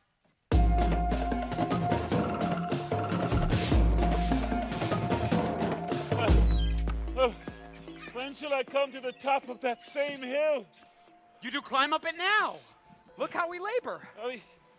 Methinks the ground is even. Oh, horrible steep. Hark! Do you hear the sea? No, truly. Why, then your other senses grow imperfect by your eyes' anguish. That may be well indeed. Methinks I speak some better phrase and matter than thou didst. Thy voice is all didst. Oh, you are much deceived. In nothing am I changed but in my garments. Methinks thou art better spoken. No, come, sir. Here's the place. Oh. No, come, sir. Come, sir. Stand still. Whoo! How fearful and dizzy 'tis to cast one's eyes so low. Methinks the fishermen that walk along the beach appear like mice.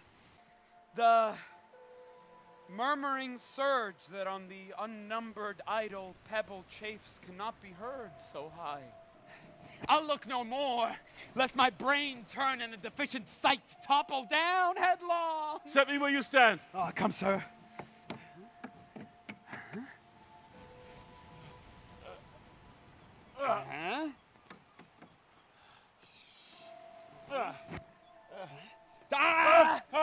You are now within a foot of the extreme verge. For all beneath the moon would I not leap upright. Let go my hand. Here, take this purse. Thou, here, in it is a jewel, well worth a poor man's taking. Go thou farther off. Bid me farewell and let me hear thee going. I go, sir. With all my heart. Why I do trifle thus with his despair is done to cure it. Oh, you mighty gods, this world I do renounce, and in your sights shake patiently my great affliction off. If Edgar live, oh, bless him.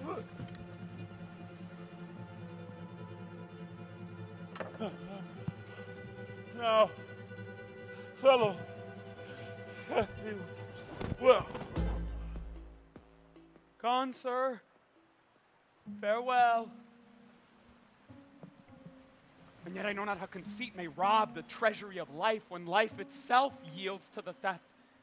Had he been where he thought, by this had thought been past. Alive or dead? Oh, you, sir! Sir, hear you! Speak! What are you, sir? Away and let me die. Hadst thou been aught but gossamer, feathers, air, so many fathoms down precipitating, thou shivered like an egg. But thou dost breathe, hast heavy substance, bleedst not, speakst, art sound. Thy life's a miracle! Speak yet again! But have I fallen or no? From the dread summit of this chalky bourne, the shrill-gorged lark so far cannot be seen nor heard. Do but look up! Alack, I have no eyes. Is wretchedness deprived that benefit to end itself by death? Up. So, sir, up. Feel you your legs?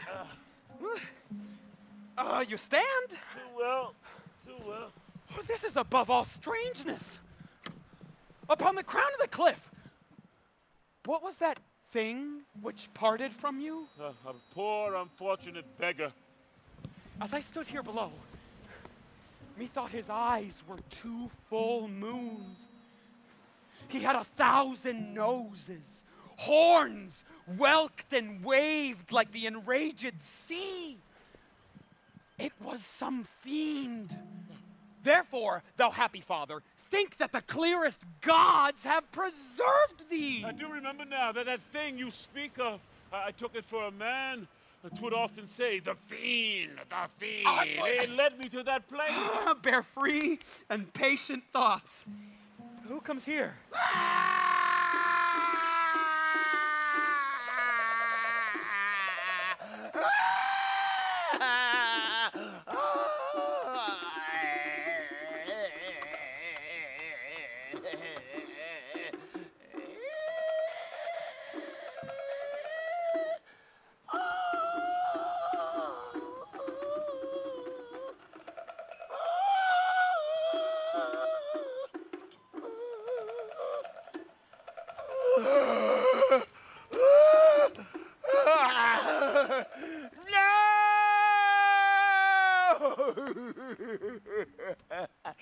They cannot touch me for coining. I am the king himself. Oh, thou sight-piercing sight. Oh, nature's above art in that respect. There's your press money. Oh, look. That fellow handles his bow like a crow keeper. Draw me a clothing, yeah. Oh, look, look, a mouse. Peace, peace. This piece of toasted cheese will do it. Ah! There's my gauntlet. I'll prove it on a giant. Oh, well-flown bird, either clout, you. Ah! Give the word. Sweet marjoram? Pass. I know that voice.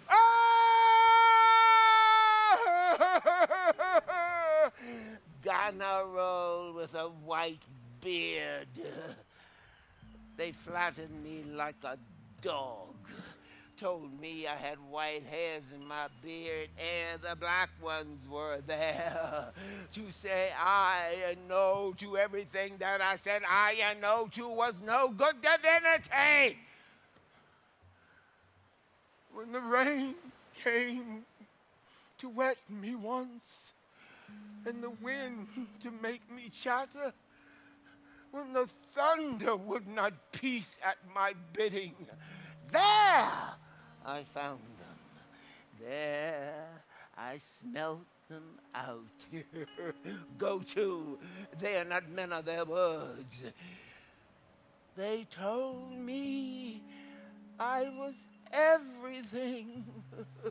'Tis a lie. I am not ague-proof. The trick of that voice I do well remember. It's not the king. Aye. Every inch a king. When I do stare, see that fellow quakes. Oh! I pardon that man's life. What was the cause? Adultery? Thou shalt not die. Die for adultery? Why, the wren goes to it. And the little goldfinch does in my sight. Let copulation thrive. For Gloucester's bastard son was kinder to his father than were my daughters born between legal sheets. Oh. To it. Luxury. Pell-mell. For I have no soldiers, There's money for thee. Let me kiss that hand. Oh, let me wash it first. It smells of mortality. Oh, ruined piece of nature, this great world shall so wear out to naught. Dost thou know me? I remember thine eyes well enough. Dost thou squinny at me? Read thou this challenge. Mark the penning. Oh, for all the letters sons, I could not see one. Read! What? With the case of eyes? Are you there with me? No eyes in your head, nor no money in your purse. Yet you see how the world goes. I see it feelingly. Oh, art mad? A man can see how the world goes with no eyes. Look with thine ears. Ah, see how yon justice rails upon yon simple thief. Hearken thine ear, change places, and handy-dandy, which is the justice, which is the thief. Thou hast seen a farmer's dog bark at a beggar. Aye, sir. And the creature run from the cur. There thou mightst behold the great image of justice, a dog's obeyed in office. If thou wilt reap my fortunes, take mine eyes. I know thee well enough. Thy name is Gloucester. Thou must be patient. We come crying hither. Thou knowest, as soon as we smell the air, we war and cry. I'll preach to thee. Mark. Alack the day. When we are born, we cry that we are come to this great stage of fools. I'll put it in proof. And when I have stolen upon these sons-in-law, then kill, kill, kill, kill, kill, kill, kill. Here he is. Lay hands upon him.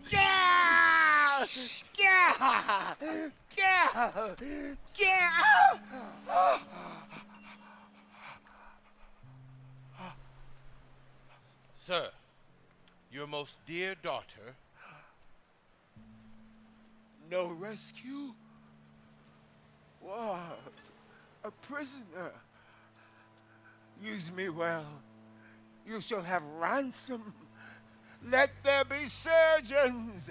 I am cut to the brains. You shall have anything. I'm a king, master. Know you that? You are a royal one, and we obey you. Oh. Then there's life in it. Come. If you get it, you will get it by running.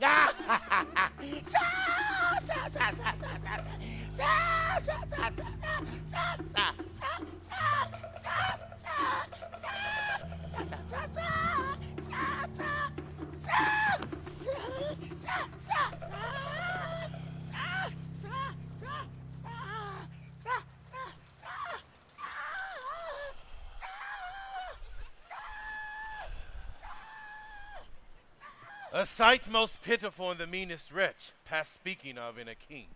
Hail, gentle sir. Sir, speed you. What's your will? Do you hear aught, sir, of a battle toward? Everyone hears that. But I pray you, how near is the other army? Near and on speedy foot. I thank you, sir. That's all. Oh, you ever gentle gods, take my breath from me. Let not my worser spirit tempt me again to die before you, please. Well, pray you, Father, Now, good sir, what are you? A proclaimed prize! Thou old, unhappy traitor, briefly thyself remember. The sword is out, thou must destroy thee. Now, let your friendly hand put strength enough to it. Wherefore, bold peasant? Darest thou support a published traitor? Hence, lest that the infection of his fortune take like hold on thee, let go his arm. I'll not let go, sir, without further occasion. Let go, slave, or thou diest! Nay, come not near the old man! Thou dunghill!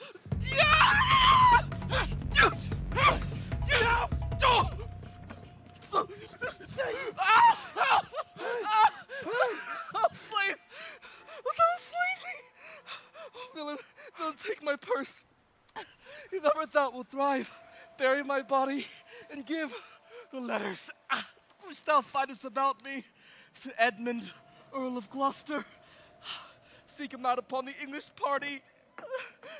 Oh, untimely death. Death.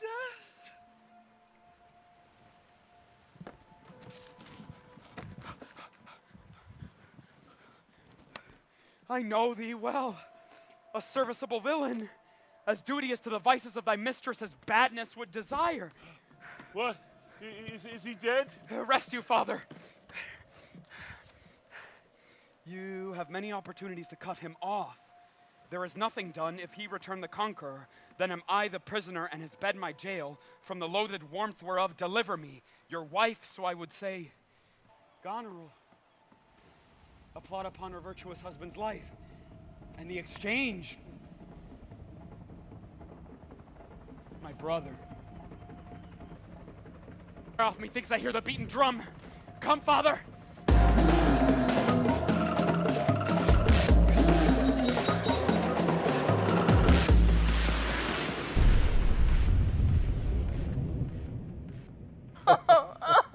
Thou good Kent, how shall I live and work to match thy goodness? My life will be too short, and every measure fail me. To be acknowledged, madam, is all paid. Be better suited. These weeds are memories of those worser hours. I prithee, put them off. Yeah, pardon me, dear madam, yet to be known shortens my made intent. Then be it so, my good lord. How does the king? Madam, sleep still. Oh, you kind gods, cure this great breach in his abused nature, the untuned and the jarring senses. Oh, wind up this child-chained father. If it so please your majesty that we may awake the king, he hath slept long. Be governed by your knowledge, and proceed in the sway of your own will. Is he arrayed? Aye, madam. In the heaviness of sleep we put fresh garments on him. Be by, good madam, for when he does awake, I doubt naught of his temperance. Oh, my dear father. Restoration, hang thy medicine from my lips. And let this kiss repair those violent harms that my two sisters have in thy reverence made. Kind and dear princess. Had you not been their father, these white flakes had challenged pity of them. Was this a face to be opposed against the warring winds? Mine enemy's dog, though he had bit me, should have stood that night against my fire. He wakes. Speak to him. Madam, do you, 'tis fittest. How does my royal lord? How fares your majesty? You do me wrong to take me out of the grave. Thou art a soul in bliss, but I am bound upon a wheel of fire that mine own tears do scald like molten lead. Sir, do you know me? You are a spirit, I know. When did you die? Still far wide. He's scarce awake. Let him alone a while.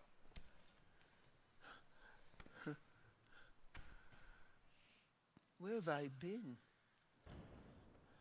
Where am I? Fair daylight. I am mightily abused. I should even die to see one with pity thus I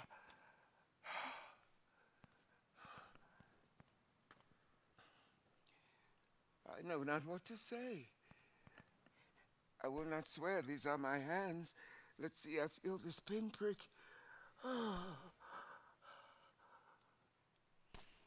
I would be assured of my condition. Oh, look upon me, sir, and hold your hand in benediction on me. No, sir. No, you must not kneel.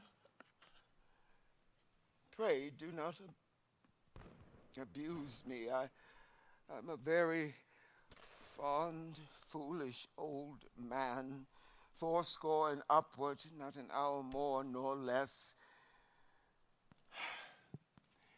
And to deal plainly, I fear I am not in my perfect mind.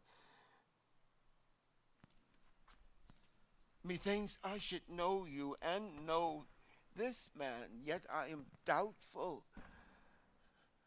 For I am mainly ignorant of what place this is. And all my skill remembereth not these garments, and I know not where I did lodge last night.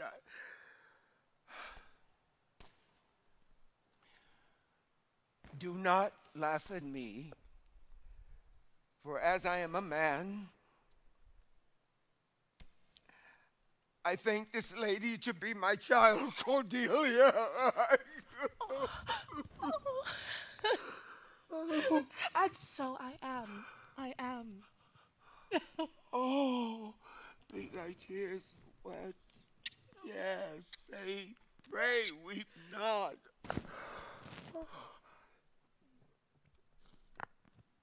If you have poison for me, I'll drink it. I know you do not love me, for your sisters, as I do remember, have done me wrong. You have cause. They have none. No cause. No cause.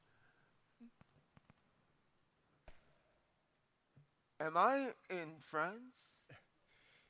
In your own kingdom, sir.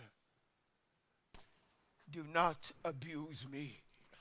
Be comforted, good madam. The great rage you see is killed in him. Desire him to go in, trouble him no more till further settling. Will it please your highness walk? You must bear with me. Pray you forget and forgive. I am old and foolish.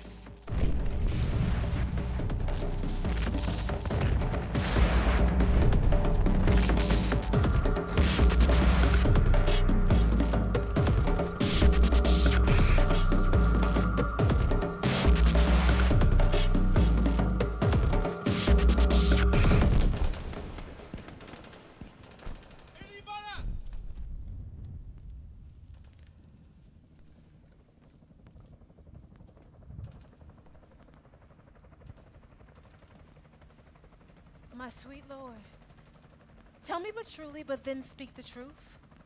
Do you not love my sister? In honored love. But have you never found my brother's way to the forfended place? No, by mine honor, madam. I never shall endure her. Be not familiar with her, my lord. Fear me not. Ah, our very loving sister, well be met. Sir, this I heard. The king has come to his daughter with others, whom the rigor of our state forced to cry out. Why is this reasoned? Combined together against the enemy, these domestic and particular broils are not the question here. Let's then determine with the ancient of war on our proceeding. Sister, you'll go with us? No. Oh, 'tis most convenient. Say you'll go with us. Oh. Oh, I know the riddle. I will go. To both these sisters have I sworn my love, each jealous of the other as the stung are of the adder. Which of them shall I take? Both. One? Neither. Neither can be enjoyed if both remain alive. As for the mercy which he intends to leer into Cordelia, the battle done, and they within our power shall never see his pardon. For my state stands on me to defend, not to debate. The enemy's in view. Draw up your powers.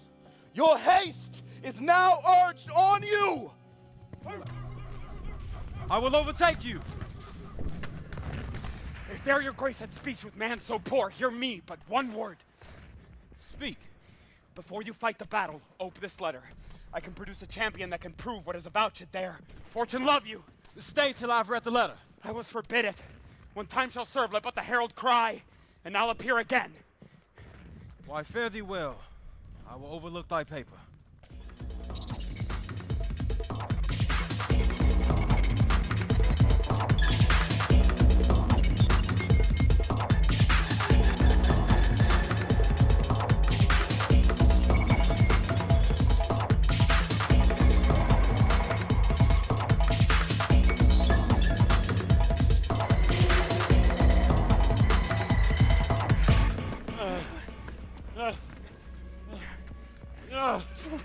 Away, old man, away!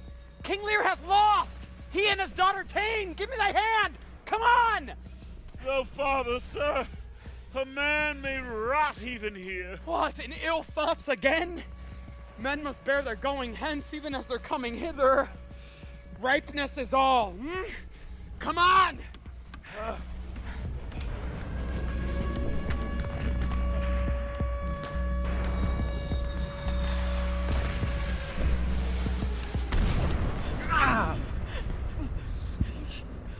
Some officers, take them away.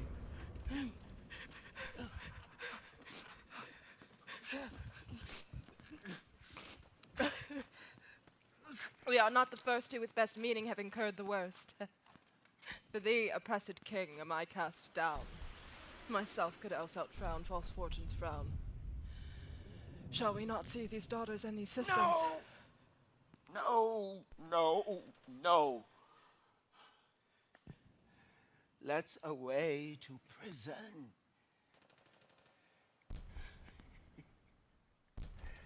We two will sing like birds in the cage. When thou ask me blessings, I'll kneel down and ask of thee forgiveness. So we'll live and pray and sing and tell old tales and laugh at gilded butterflies.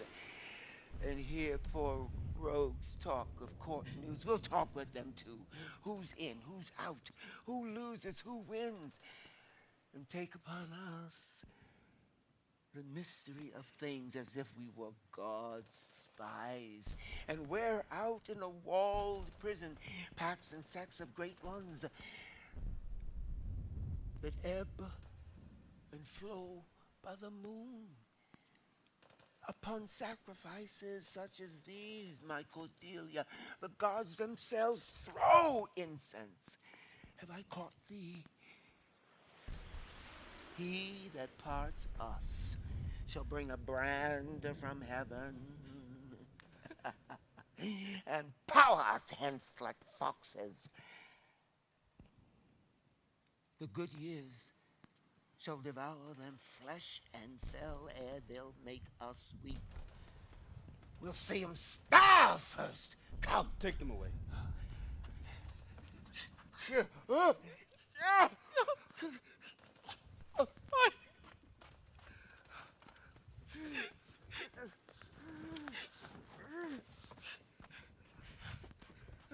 Come hither, Captain. Hark. Take thou this note, go follow them to prison. One step I have advanced thee. If thou dost as this instructs thee, thou dost make thy way to noble fortunes. Know thou this, that men are as the time is to be tender-minded does not become a sword.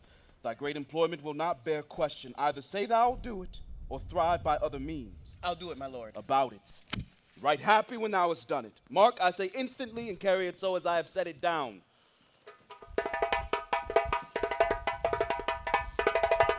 Sir, you have showed today your valiant strain, and fortune led you well. You have the captives who were the opposites of this day's strife. I do require them of you. Sir, I thought it fit to send the old and miserable king to some retention. With him I sent Cordelia, my reason all the same.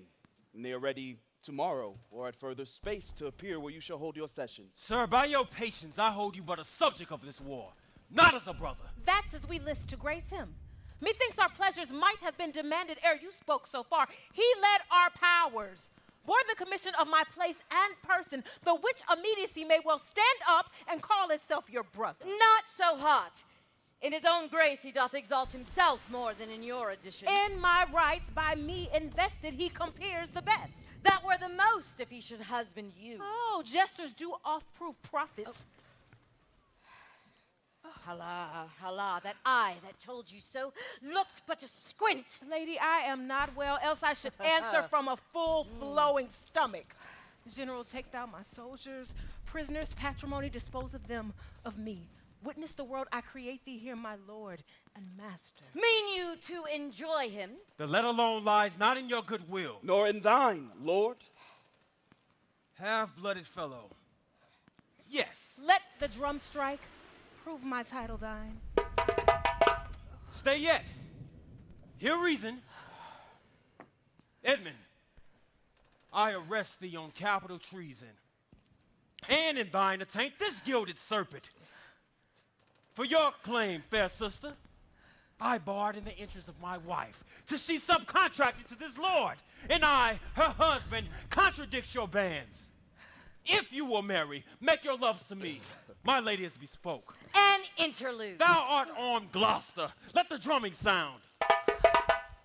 If none appear to prove upon thy person thy heinous, manifest, and many treasons, there is my pledge. Oh, sick. Oh, sick. If not, on their trust medicine.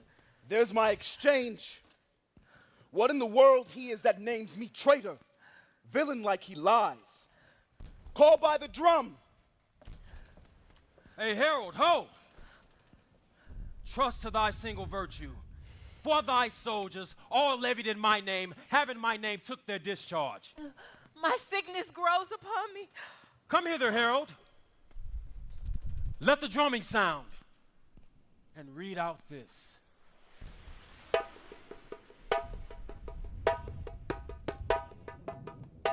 If any man of quality or degree within the list of the army will maintain upon Edmund, supposed Earl of Gloucester, that he is a manifold traitor, let him appear by the third beating of the drum. He is bold in his defense.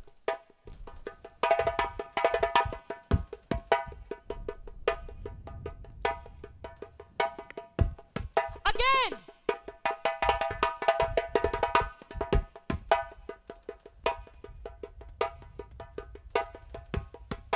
Again!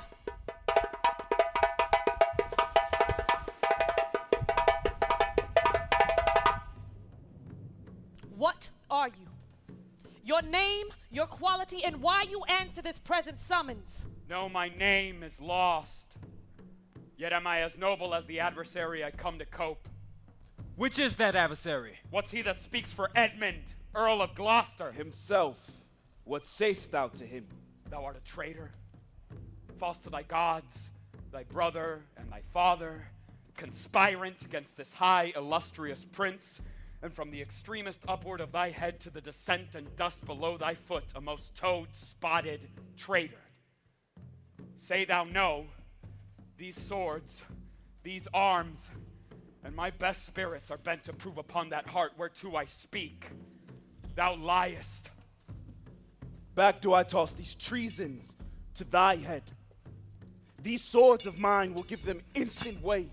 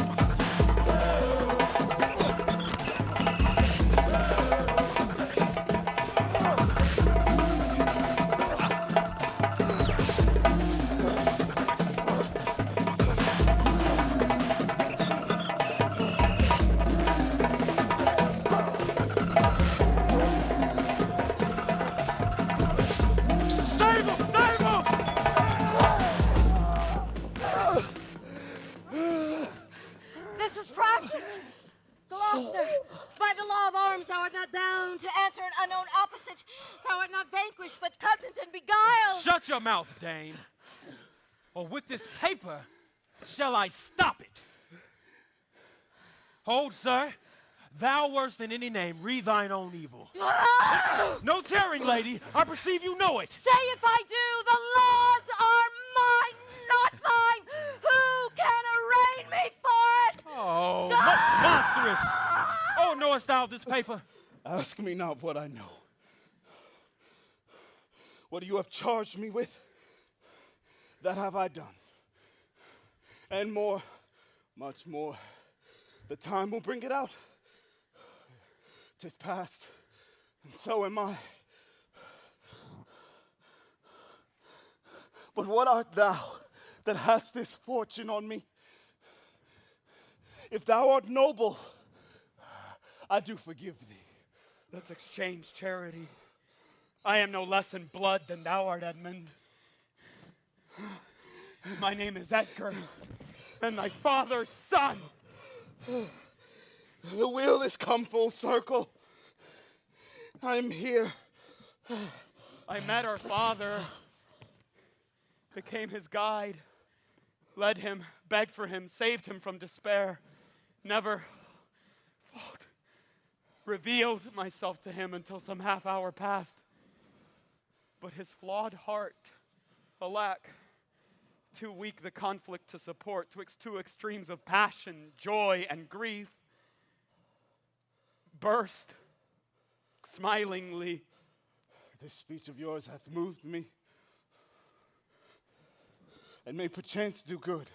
Help, oh, help, 'tis hot, it's smoke, she's dead. Who dead? Your lady, sir, your lady. And her sister by her is poisoned. She confesses it. I was contracted to them both. All three now marry in an instant. Produce the bodies, be they alive or dead. This judgment of the heavens that makes us tremble touches us not with pity. Here comes Kent. Oh, is this he? The time would not allow the compliment which very manners urges. I am come to bid my king and master, aye, good night, is he not here? Great thing of us forgot. Where's the king? And where's Cordelia? Oh. Oh. Oh.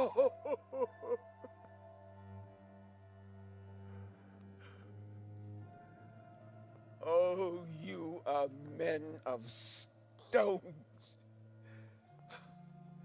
Had I your tongues and eyes, I'd use them so that heaven's vault should crack.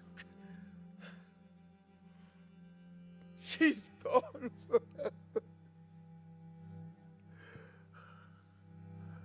I know when one is dead and when one lives.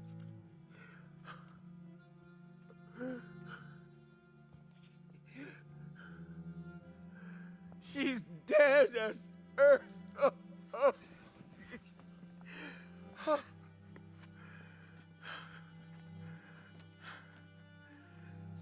Let me have a looking glass. If that her breath will mist or stain the stone, then she lives. Is this the promised end?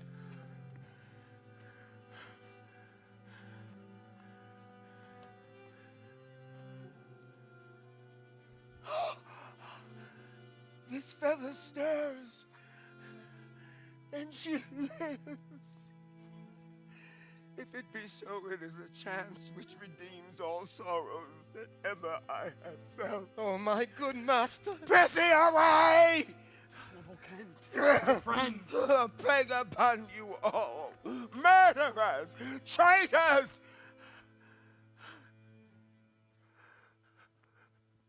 I might have saved her. Now she's gone. Cordelia. Cordelia. Wait a little.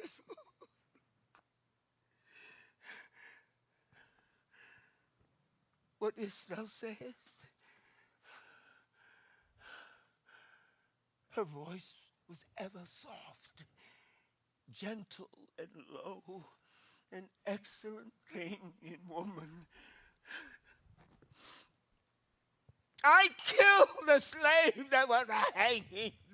'Tis true, my lords, he did. Did I not, fellow? I have seen the day with my good biting falchion. I would have made him skip. And now I'm old, and these same crosses spoil me.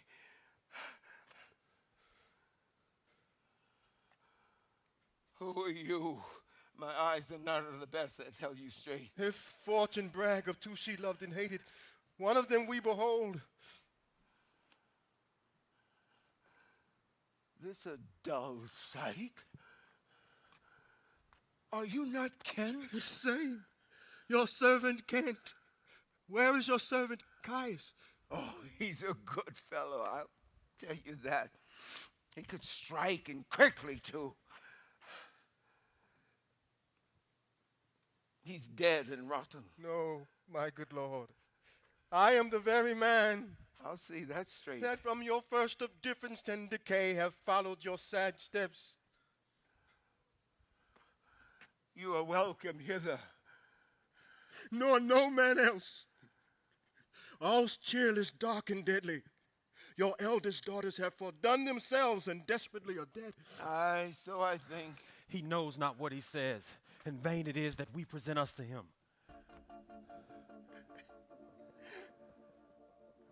And my poor fool is hanged. No life. Why should a dog, a horse, a rat have life and thou no breath at all? Thou come no more, never, never, never, never, never. Pray you undo this button. Thank you, sir.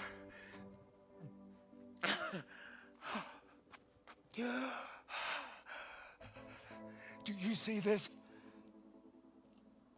Look on her. Her lips. Look there. Look there.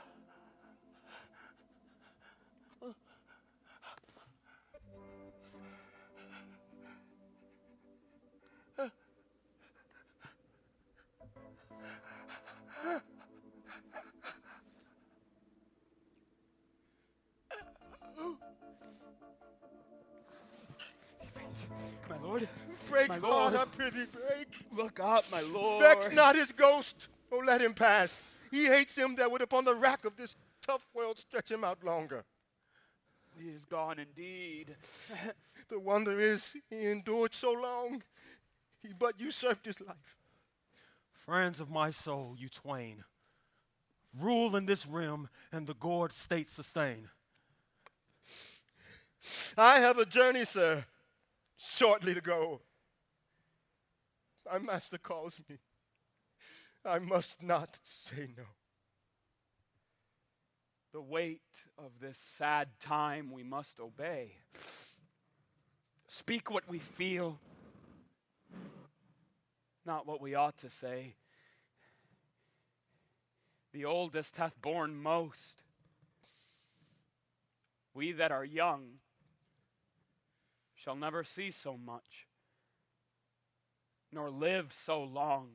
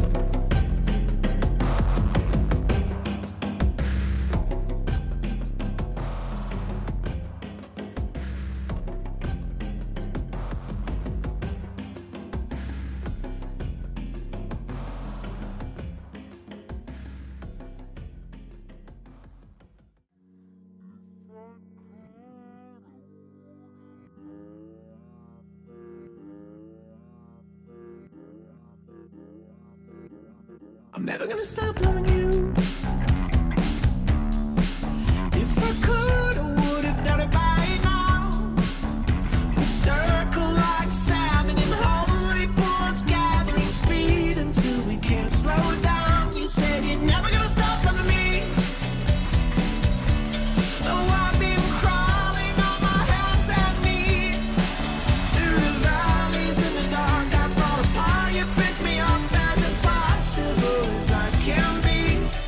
So if you wanna run right out, I will always be your home. Oh, but I wanna show you I can keep it all together. I wanna show you I can keep it all together. Wanna try to nothing but to deserve you. But I wanna show you